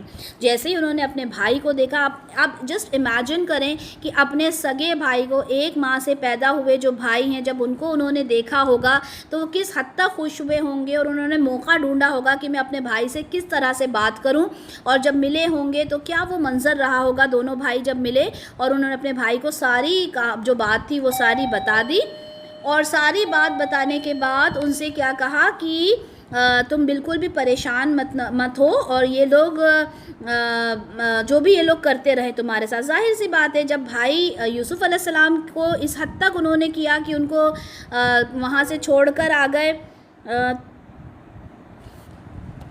تو ظاہر سی بات ہے کہ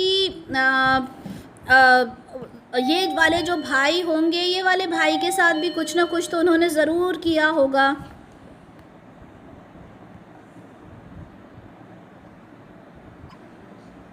جی، تو اب امیجن کیجئے کہ جب دونوں بھائی ملے ہوں گے تو آبویسلی ایک الگ ہی ماحول رہا ہوگا، اور انہوں نے اپنے بھائی سے یہ بھی کہا کہ تم بالکل بھی غمگین مت ہونا ان سب کے لیے جو وہ تمہارے ساتھ کرتے رہے، یعنی اب میں تمہارا بھائی ہوں، میں تمہارے ساتھ ہوں، اور میں اب ایک پوزیشن پر ہوں، ٹھیک ہے۔ وہ وقت چلا گیا۔ آیت نمبر 70 پھر جب اب دیکھیں، اب آیت نمبر 70 میں ہم دیکھتے ہیں کہ کس طرح سے یوسف علیہ السلام نے اپنے بھائی کو اپنے پاس روکنے کے لیے کیا تدبیر اپنائی، ٹھیک ہے۔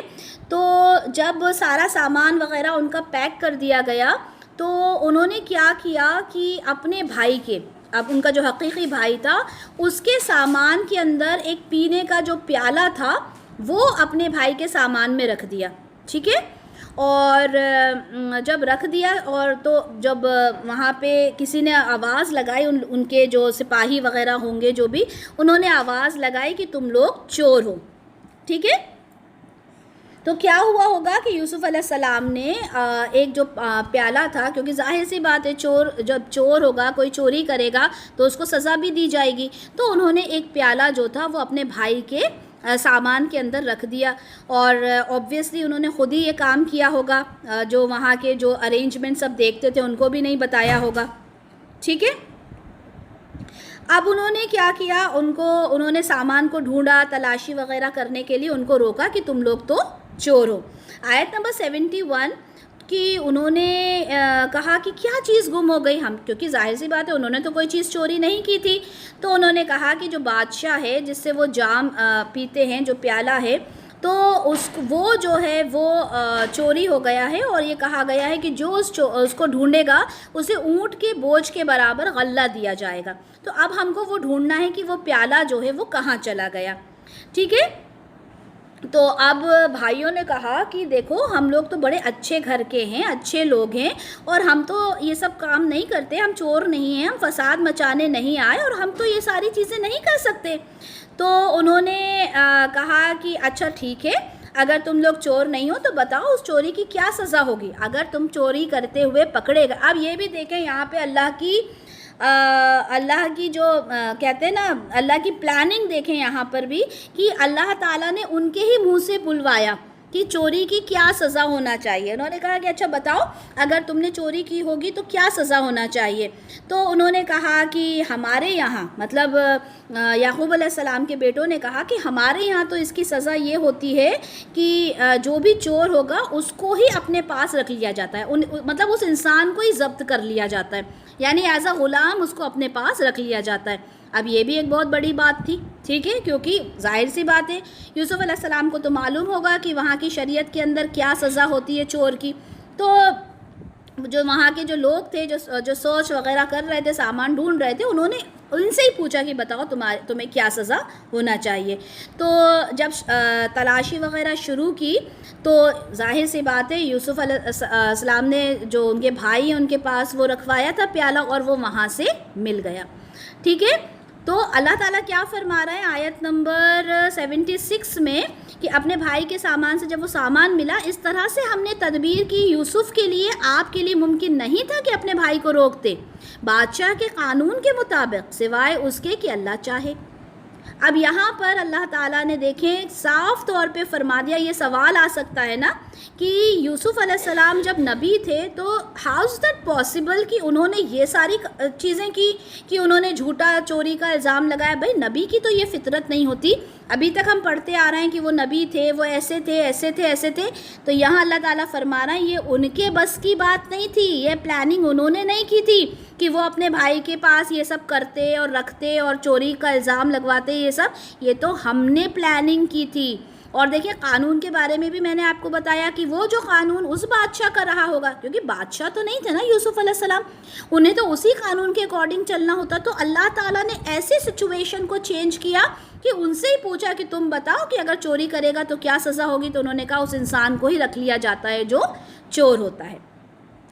آیت نمبر 77 میں کہ انہوں نے جب یہ دیکھا کہ مطلب ان کے بھائی کے پاس یہ چیز برآمد ہوئی ہے، تو اب آپ دیکھیں ان بھائیوں کے دل کے اندر یوسف علیہ السلام کے لیے تو حسد تھا ہی، اس بھائی کے لیے بھی وہی فیلنگز تھی، جیسا کہ انہوں نے کہا نا یوسف علیہ السلام نے اب تمہیں گھبرانا نہیں ہے، میں تمہارے ساتھ ہوں، تو وہی باتیں اب بھی اس بھائی کے لیے بھی ان 10 بھائیوں کے دل کے اندر تھی۔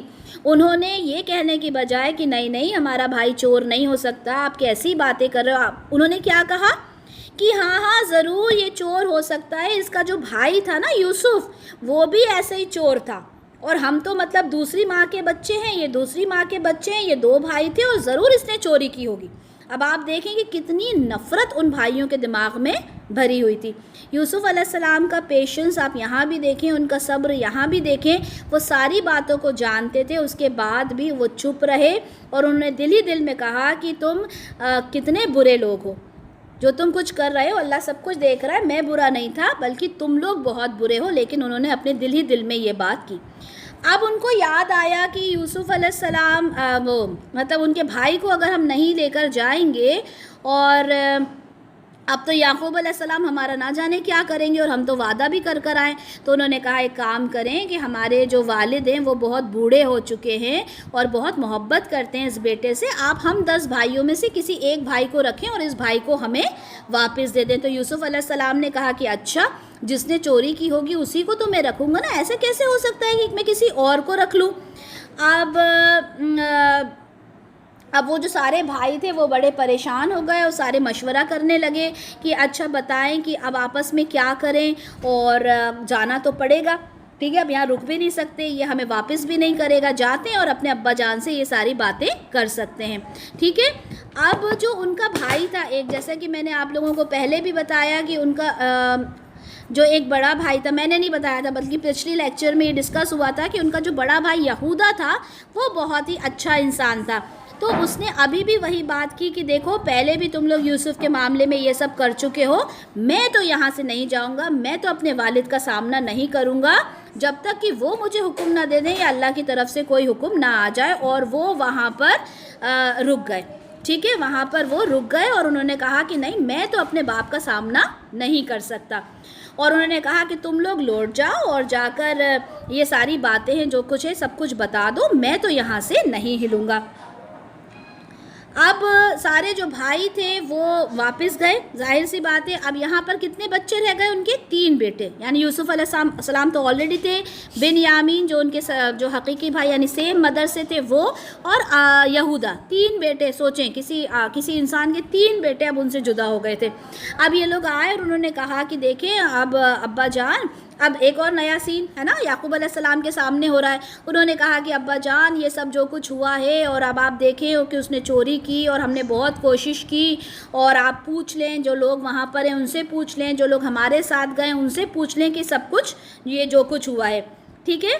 تو یعقوب علیہ السلام آبویسلی یعقوب علیہ السلام اس بات کو تو نہیں مان سکتے تھے کہ میرا بیٹا جو ہے وہ چوری کر سکتا ہے، تو انہوں نے کہا کہ مجھے نہیں معلوم، تم تو میرے سارے بیٹوں کو میرے ساتھ واپس لے آؤ. سارے بیٹے مطلب یوسف علیہ السلام بھی، بنیامین بھی، یہودا بھی. مجھے تو میرے سارے بیٹے سب چاہیے. یقیناً وہ سب کچھ جاننے والا، حکمت والا اللہ تعالیٰ تو سب کچھ جانتا ہے. مجھے میرے تو سارے بیٹے واپس چاہیے.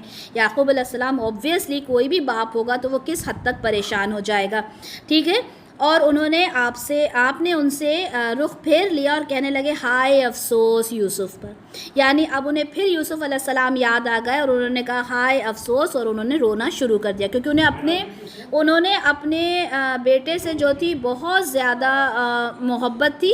انہیں واپس اپنے یوسف علیہ السلام یاد آنے لگے اور ان کی روتے روتے ان کی جو بینائی تھی وہ بھی چلی گئی، کیونکہ یوسف علیہ السلام کو تو یاد کر ہی رہے تھے. لیکن اب یوسف علیہ السلام کو یاد کرتے کرتے 2 بیٹے اور ان سے دور ہو گئے تھے. اتنا روئے کہ ان کی آنکھیں جو تھیں وہ چلی گئیں.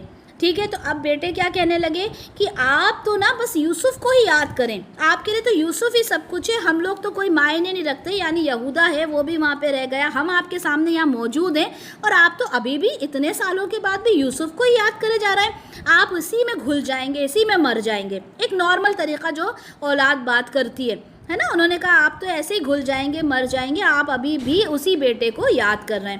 تو یعقوب علیہ السلام نے کہا کہ دیکھو میں تم سے کچھ نہیں کہہ رہا، میں جو کچھ کہہ رہا ہوں میں تو صرف اللہ سے کہہ رہا ہوں، اللہ سے بات کر رہا ہوں، اور میں جانتا ہوں جو تم نہیں جانتے. یعنی مجھے معلوم ہے بھائی میرا بیٹا جو ہے وہ زندہ ہے، وہ مرا نہیں ہے، میرا بیٹا زندہ ہے، وہ ہے یہیں پر، مطلب دنیا میں ہے، تم لوگ نہیں جانتے. اور میں تم سے تو کچھ بھی نہیں کہہ رہا، کیونکہ بیزار ہو چکے تھے وہ اپنے بیٹوں سے. ٹھیک ہے. اور پھر یعقوب علیہ السلام نے کہا کہ دیکھو جاؤ اور جا کے یوسف کو تلاش کرو، اور اس کے بھائی کو بھی جا کے مطلب لے کر آؤ. ٹھیک ہے. اور انہوں نے کیا کہا، دیکھو اللہ کی رحمت سے کبھی بھی مایوس نہیں ہونا. ٹھیک ہے. اللہ کی رحمت سے کون مایوس ہوتا ہے؟ کافر مایوس ہوتے ہیں. مایوس مت ہونا اور لے کر آؤ، وہ ہے زندہ ہے، اور میرے دوسرے بیٹے کو بھی لے کر آؤ. اب دوبارہ سے آپ یہ دیکھیں کہ اب انہوں نے کیا کیا کہ جب 1 سال واپس گزر گیا اور پھر اگلا سال بھی قحط میں گزرا، تو یہ سارے بھائی جو تھے دوبارہ گئے یوسف علیہ السلام کے پاس، اور وہاں جا کر کہا کہ یہ عزیز مصر، اور ہم لوگ بڑی مشکل میں آ گئے ہیں، اور ہمارے پاس تو اب آپ کو دینے کے لیے پونجی بھی نہیں ہے، اب آپ ہمیں غلہ جو ہے وہ صدقہ کر دیں.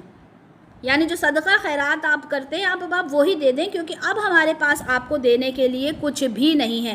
یعنی اب 1 سال گزر گیا، انہوں نے اپنے بھائیوں کی خبر نہیں لی، اب آ کے واپس سے کہتے ہیں کہ آپ ہمارے ہمیں کچھ نہ کچھ صدقہ خیرات کر دیں. اب آپ یہاں سے سنیں آیت نمبر 89 پر. اب یوسف علیہ السلام نے اپنی بات کی. کیا کہا؟ کیا تم لوگوں کو یاد ہے کہ تم نے کیا کیا تھا یوسف اور اس کے بھائی کے ساتھ جبکہ تم نادان تھے، جب تم چھوٹے تھے، کم عمر پہ تھے، جب تمہیں یاد ہے تم نے یوسف کے ساتھ کیا کیا تھا؟ اب انہوں نے اپنے بھائیوں کو حقیقت جو تھی وہ بیان کر دی. تو اب بھائیوں نے کہا کیا تم یوسف ہو؟ اب وہ حیران ہو گئے کہ یہ چھوٹا سا بچہ جسے ہم نے ایک طرح سے مار دیا تھا، چھوڑ کر آ گئے تھے ہم، نہ جانے کہاں وہ پل رہا ہوگا، وہ عزیز مصر.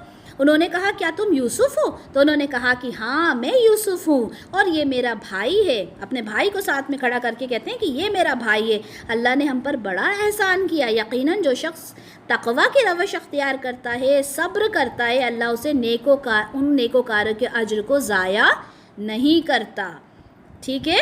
تو ان بھائیوں نے کہا اللہ کی قسم اللہ نے آپ کو ہم پر فضیلت بخشی اور ہم ہی خطا کار تھے. ظاہر سی بات ہے جب اتنا سب کچھ ہو گیا تو اب تو وہ یہی کہیں گے کہ ہم ہی خطا کار تھے، ہمیں معاف کریں.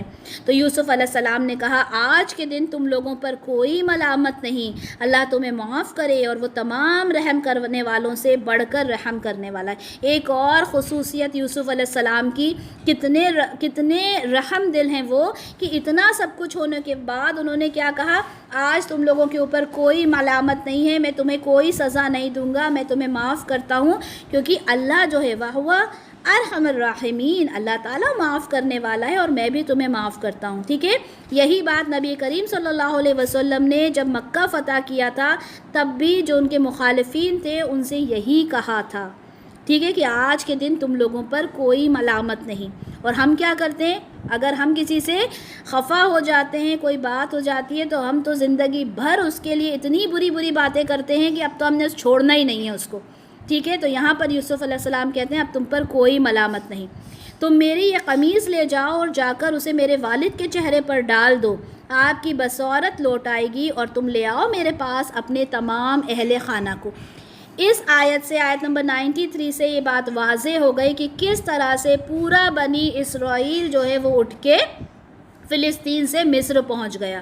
اب دیکھیں، قمیص سے ہی بات شروع ہوئی تھی، وہی قمیص جس کو پہلے یعقوب علیہ السلام کو دیا گیا تھا اور وہ روئے تھے. دوبارہ سے یعقوب علیہ السلام اپنی قمیص دے رہے ہیں اور کہہ رہے ہیں اس کو میرے والد کو دینا، ان کی جو آنکھیں ہیں، ان کی جو بینائی ہے وہ واپس آ جائے گی، اور سب کو یہاں پہ لے کر واپس آ جاؤ. اب جب وہ لوگ مصر کے لیے چلے، اب جب بھائی تھے وہ مصر کے لیے چلنا شروع ہوئے، تو جیسے ہی چلنا، آپ سوچیں کہاں فلسطین کہاں مصر، جیسے ہی انہوں نے چلنا شروع کیا تو والد نے کیا کہا، مجھے تو یوسف کی خوشبو آ رہی ہے. سوچیں، باپ کہہ رہے ہیں کہ مجھے تو میرے یوسف کی خوشبو آ رہی ہے. اگر تم لوگ یہ نہ سمجھو کہ میں سٹھیا گیا. اب جو ان کی فیملی وہاں موجود تھی، ان کی بیوی وغیرہ موجود تھی، ان سے کہا کہ دیکھو مجھے تو میرے یوسف کی یہاں پہ خوشبو آ رہی ہے. انہوں نے، یعنی گھر والوں نے کہا اللہ کی قسم آپ تو اسی پرانے اپنے وہم پر ہیں، یعنی آپ تو وہی پرانی باتیں کرتے جا رہے ہیں. آپ کیسے سوچ سکتے ہیں کہ ابھی تو آپ یوسف کا نام لیتے تھے، اب آپ کو یوسف کی خوشبو بھی آنے لگی. ٹھیک ہے، اب جب وہ لوگ واپس آئے بھائی، اور ان لوگوں نے یعقوب علیہ السلام کے اوپر قمیص ڈالی ان کے چہرے پر، تو آپ کی جو بصارت تھی، آپ کی جو بینائی تھی وہ واپس آ گئی. اور آپ نے کہا کیوں، میں تم سے نہیں کہتا تھا کہ مجھے اللہ تعالیٰ کی طرف سے وہ علم ہے جو تم نہیں جانتے. بھائیوں نے کہا کہ ابا جان ہمارے لیے ہمارے گناہوں کی مغفرت طلب کیجئے، یقیناً ہم خطا کار تھے. تو یعقوب علیہ السلام نے کہا کہ ہاں میں تمہارے لیے مغفرت طلب کروں گا، کیونکہ ظاہر سی بات ہے اب وہ باپ ہیں، وہ یہ چاہ رہے ہوں گے پہلے میں اپنے بیٹے کو دیکھ تو لوں. تو انہوں نے کہا ہاں میں تمہارے لیے مغفرت طلب کروں گا. باپ نے بھی یہ نہیں کہا تم کون ہم کون، ابھی بھی باپ نے کیا کہا کہ ہاں میں تمہارے لیے عنقریب مغفرت طلب کروں گا، یقیناً میرا رب جو ہے وہ بخشنے والا ہے. اب یہاں سے سارے لوگ، سب نے اپنا سامان پیک کیا اور سب یہاں سے کہاں پہنچ گئے، یوسف علیہ السلام کے پاس پہنچ گئے. آیت نمبر 99 میں. ٹھیک ہے، انہوں نے اپنے والدین کو اوپر بٹھایا ان کو احترام کے ساتھ. ٹھیک ہے، اور ان سے کہا کہ اب آپ لوگ دیکھیں مصر میں داخل ہو گئے ہیں، اب آپ مصر میں رہیں امن اور چین کے ساتھ. جیسے کہ میں نے بتایا کہ وہاں کا جو بادشاہ تھا وہ بہت زیادہ خوش تھا.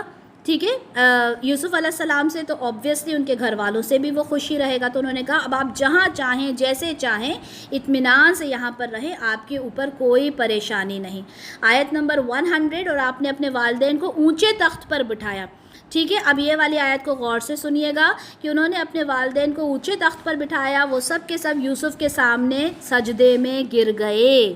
تو یوسف علیہ السلام نے کہا ابا جان یہ تو ہے تعبیر اس خواب کی جو میں نے بچپن میں دیکھا تھا، میرے رب نے اس کو سچا کر دکھایا اور اس نے مجھ پر بہت بڑا احسان کیا.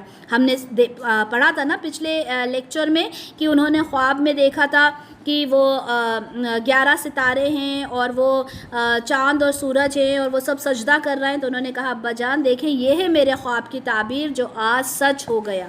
ٹھیک ہے، اور اللہ تعالیٰ کا مجھ پر یہ بڑا احسان ہے، اس نے مجھے قید خانے سے نکلوایا، آپ لوگوں کو یہاں لے کر آیا، اور شیطان نے میرے اور میرے بھائیوں کے درمیان دشمنی ڈال دی. یقیناً میرا رب غیر محسوس طور پر تدبیر کرتا ہے جو چاہتا ہے. ٹھیک ہے، یقیناً وہی ہر شے کا علم رکھنے والا ہے، وہی حکمت والا ہے. کتنی خوبصورت بات. اتنا سب کچھ ہونے کے بعد بھی انہوں نے کیا کہا، دیکھیں شیطان نے ہم لوگوں کے بیچ میں دشمنی کروا دی تھی اور آج ہم سب ایک ساتھ ہیں. آیت نمبر 101، انہوں نے کہا اے میرے رب تو نے مجھے حکومت بھی عطا کی، مجھے خوابوں کی تعبیر کا علم بھی سکھایا.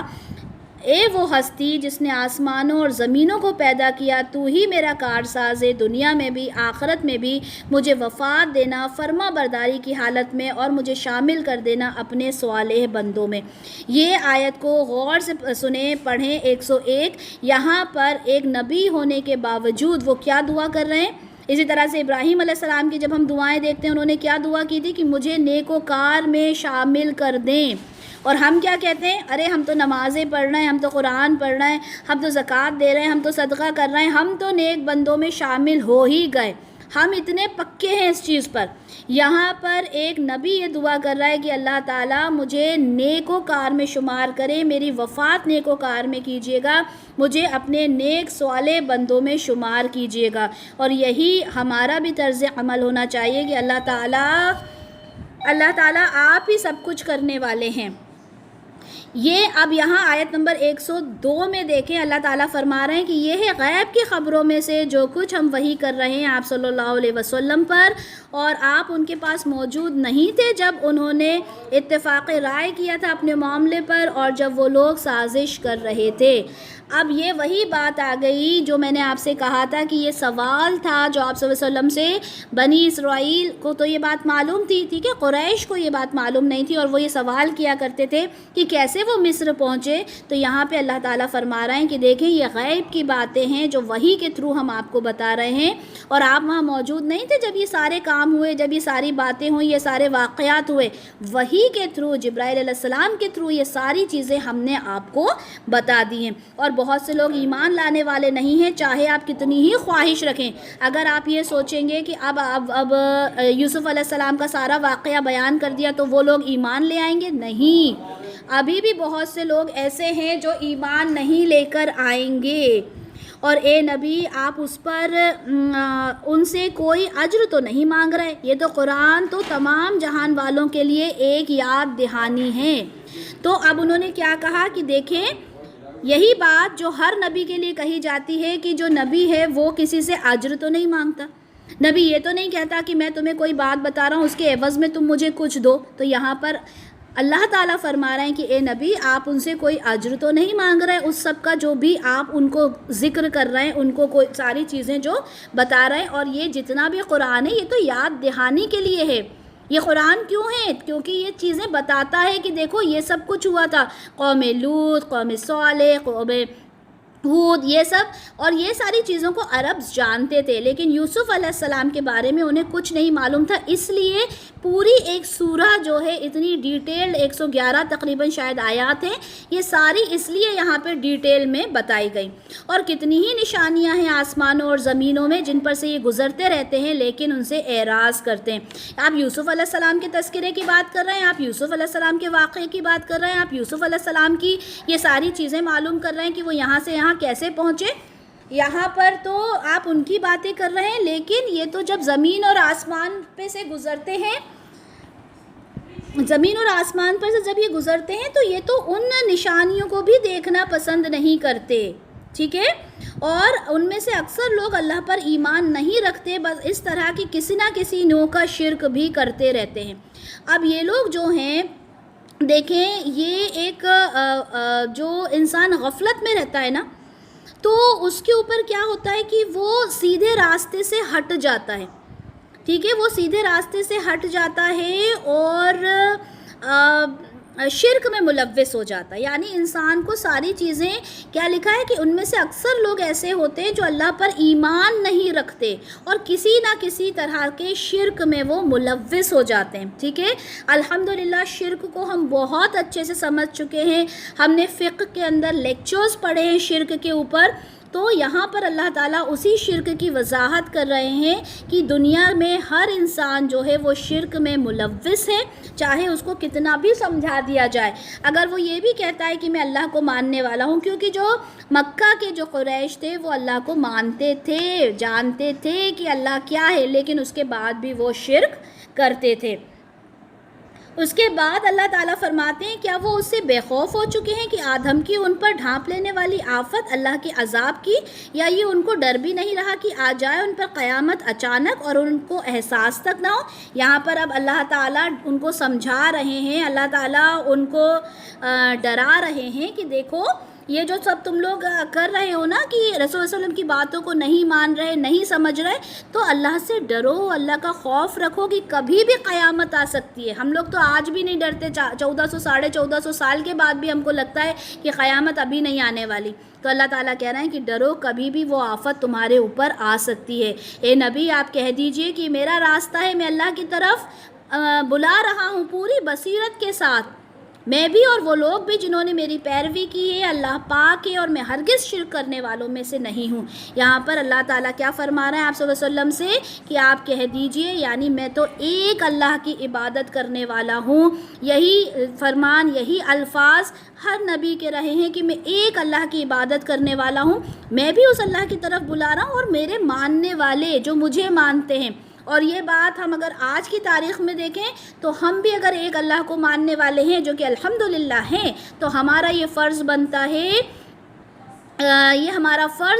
ہے کہ ہم خود تو اللہ کو مانیں ایک، لیکن ہم دوسروں کو بھی اس چیز کی دعوت دیں کہ ایک اللہ کو ماننا ہے۔ اگر آپ شرک میں ملوث ہیں تو اس چیز کو غلط سمجھیں اور ہمیں اس کی چیز کی دعوت دینا ہے لوگوں کو کہ اللہ کو ایک مانو۔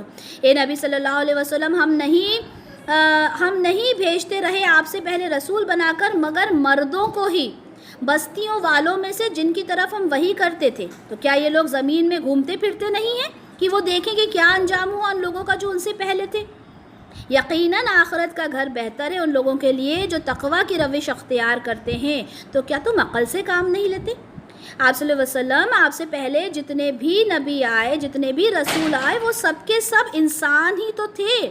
یہ لوگ کہتے تھے نا کہ یہ کیسے ایک بشر ہے، یہ تو چلتا پھرتا بھی ہے، گھومتا بھی ہے، کھاتا بھی ہے۔ تو بھائی آپ تو آخری نبی ہو، آپ سے پہلے جتنے نبی آئے، جتنے رسول آئے، وہ سب کے سب بشر تھے، وہ سب کے سب مرد تھے۔ ٹھیک ہے، مرد سے دو بات لی گئی کہ اس میں کوئی عورت نہیں تھی اور بشر تھے۔ ٹھیک ہے، وہ سب کے سب بشر تھے اور انہوں نے سب اپنی ہی قوم میں سے آئے، ان کی ہی قوم میں سے ایک نبی آتا تھا۔ جیسے رسول صلی اللہ علیہ وسلم آئے تو وہ قریش میں سے آئے، اور یہاں پر یہ بھی فرمایا گیا کہ دیکھو یہ لوگ جو سب ماننے کو تیار نہیں ہیں، تو آخرت کا جو گھر ہے نا وہی سب سے بہتر گھر ہے، اور وہ کس کو ملے گا؟ جو تقویٰ کی روش اختیار کرے گا اس کو یہ گھر ملے گا۔ یہاں تک کہ جب رسول مایوس ہو گئے اور یہ لوگ سمجھ بیٹھے کہ ان سے جھوٹ بولا گیا تھا، تو ان کو ہماری مدد آ پہنچی، بس بچا لیا گیا ان کو جن کو ہم نے چاہا، اور ہمارا عذاب پھیرا نہیں جاتا مجرم قوم سے۔ یعنی اتنی زیادہ ان کے اوپر پریشانیاں آئیں، اتنی زیادہ مشکلات آئیں کہ انہوں نے یہ سمجھا کہ اب تو مطلب ہم پریشان ہو چکے ہیں۔ ٹھیک ہے، جو لوگ ایمان لائے، جو لوگ ایمان لا چکے تھے، اب وہ لوگ بھی پریشان ہو گئے اور جب رسول بھی مایوس ہو گئے، کیونکہ کئی بار ایسا ہوا کہ جب پریشانیاں زیادہ ہوئیں اور لوگوں نے ایمان کو نہیں مطلب قبول کیا، رسول کی دعوت کو قبول نہیں کیا، تو رسول بھی پریشان ہو جاتے تھے، مایوس ہو جاتے تھے، اور جو ایمان لے کر آئے تھے وہ بھی مایوس ہو جاتے تھے۔ لیکن اللہ تعالیٰ کیا کہہ رہے ہیں؟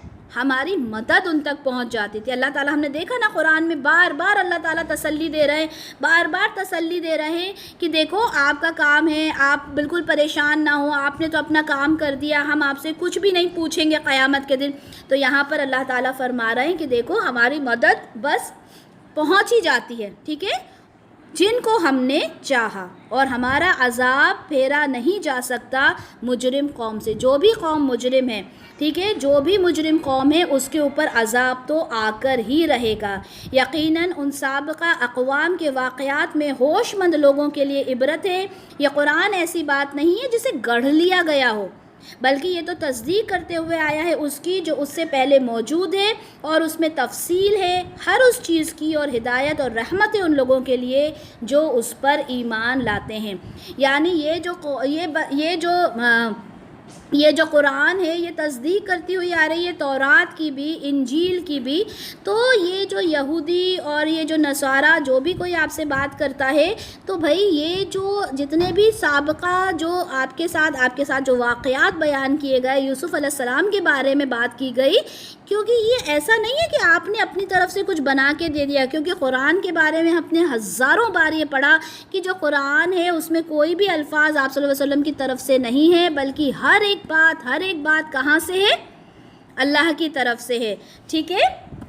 تو یہاں پر وہی سوال ہے، بنی اسرائیل نے جب سوال کیا تھا مصر کے بارے میں، ٹھیک ہے، اب اہل عرب کے لیے یہ جو واقعات تھے یہ بالکل نئے تھے، انہوں نے یوسف علیہ السلام کا کبھی کچھ سنا ہی نہیں تھا۔ ٹھیک ہے. تو جب انہوں نے یہ سوال کیا تو ان کے ذہن میں یہ تھا کہ اب دیکھتے ہیں کہ اب یوسف علیہ السلام کے بارے میں نبی کریم صلی اللہ علیہ وسلم کیا جواب دیتے ہیں کہ جب ان کے آبا و اجداد تو فلسطین میں تھے تو اب یہ مصر کیسے پہنچے، ان کو کیسے پتہ ہوگا. بنی اسرائیل تو جانتے تھے لیکن قریش تو نہیں جانتے تھے نا. تو یہاں پر اللہ تعالیٰ فرما رہے ہیں یہ جو واقعات ہم بتا رہے ہیں یہ ہوش مند لوگوں کے لیے عبرت ہے، اور یہ جو قرآن ہے یہ گڑھ نہیں لیا گیا، اس کی جو تفصیل سے اللہ تعالیٰ نے ہر چیز کو بتایا. ہم دیکھتے ہیں جہاں پہ تفصیل کی ضرورت ہے اللہ تعالیٰ نے تفصیل میں بیان کیا، جہاں پہ مختصر سا معلوم بتانا تھا اللہ تعالیٰ نے وہاں مختصر سا بتایا. ٹھیک ہے. اور ہدایت اور رحمت ہے ان لوگوں کے لیے جو اس پر ایمان لاتے ہیں. الحمدللہ الحمدللہ. سورہ یوسف یہاں پر ہماری کمپلیٹ ہوتی ہے. بارک اللہ لی ولکم فی القرآن الکریم ونفعنی وإیاکم بما فیہ من الآیات وذکر الحکیم. سبحانک اللہم وبحمدک اشہد ان لا الہ الا انت استغفرک واتوب الیک. جزاک اللہ خیرا کثیرا واحسن الدنیا والآخرہ. السلام علیکم ورحمۃ اللہ وبرکاتہ.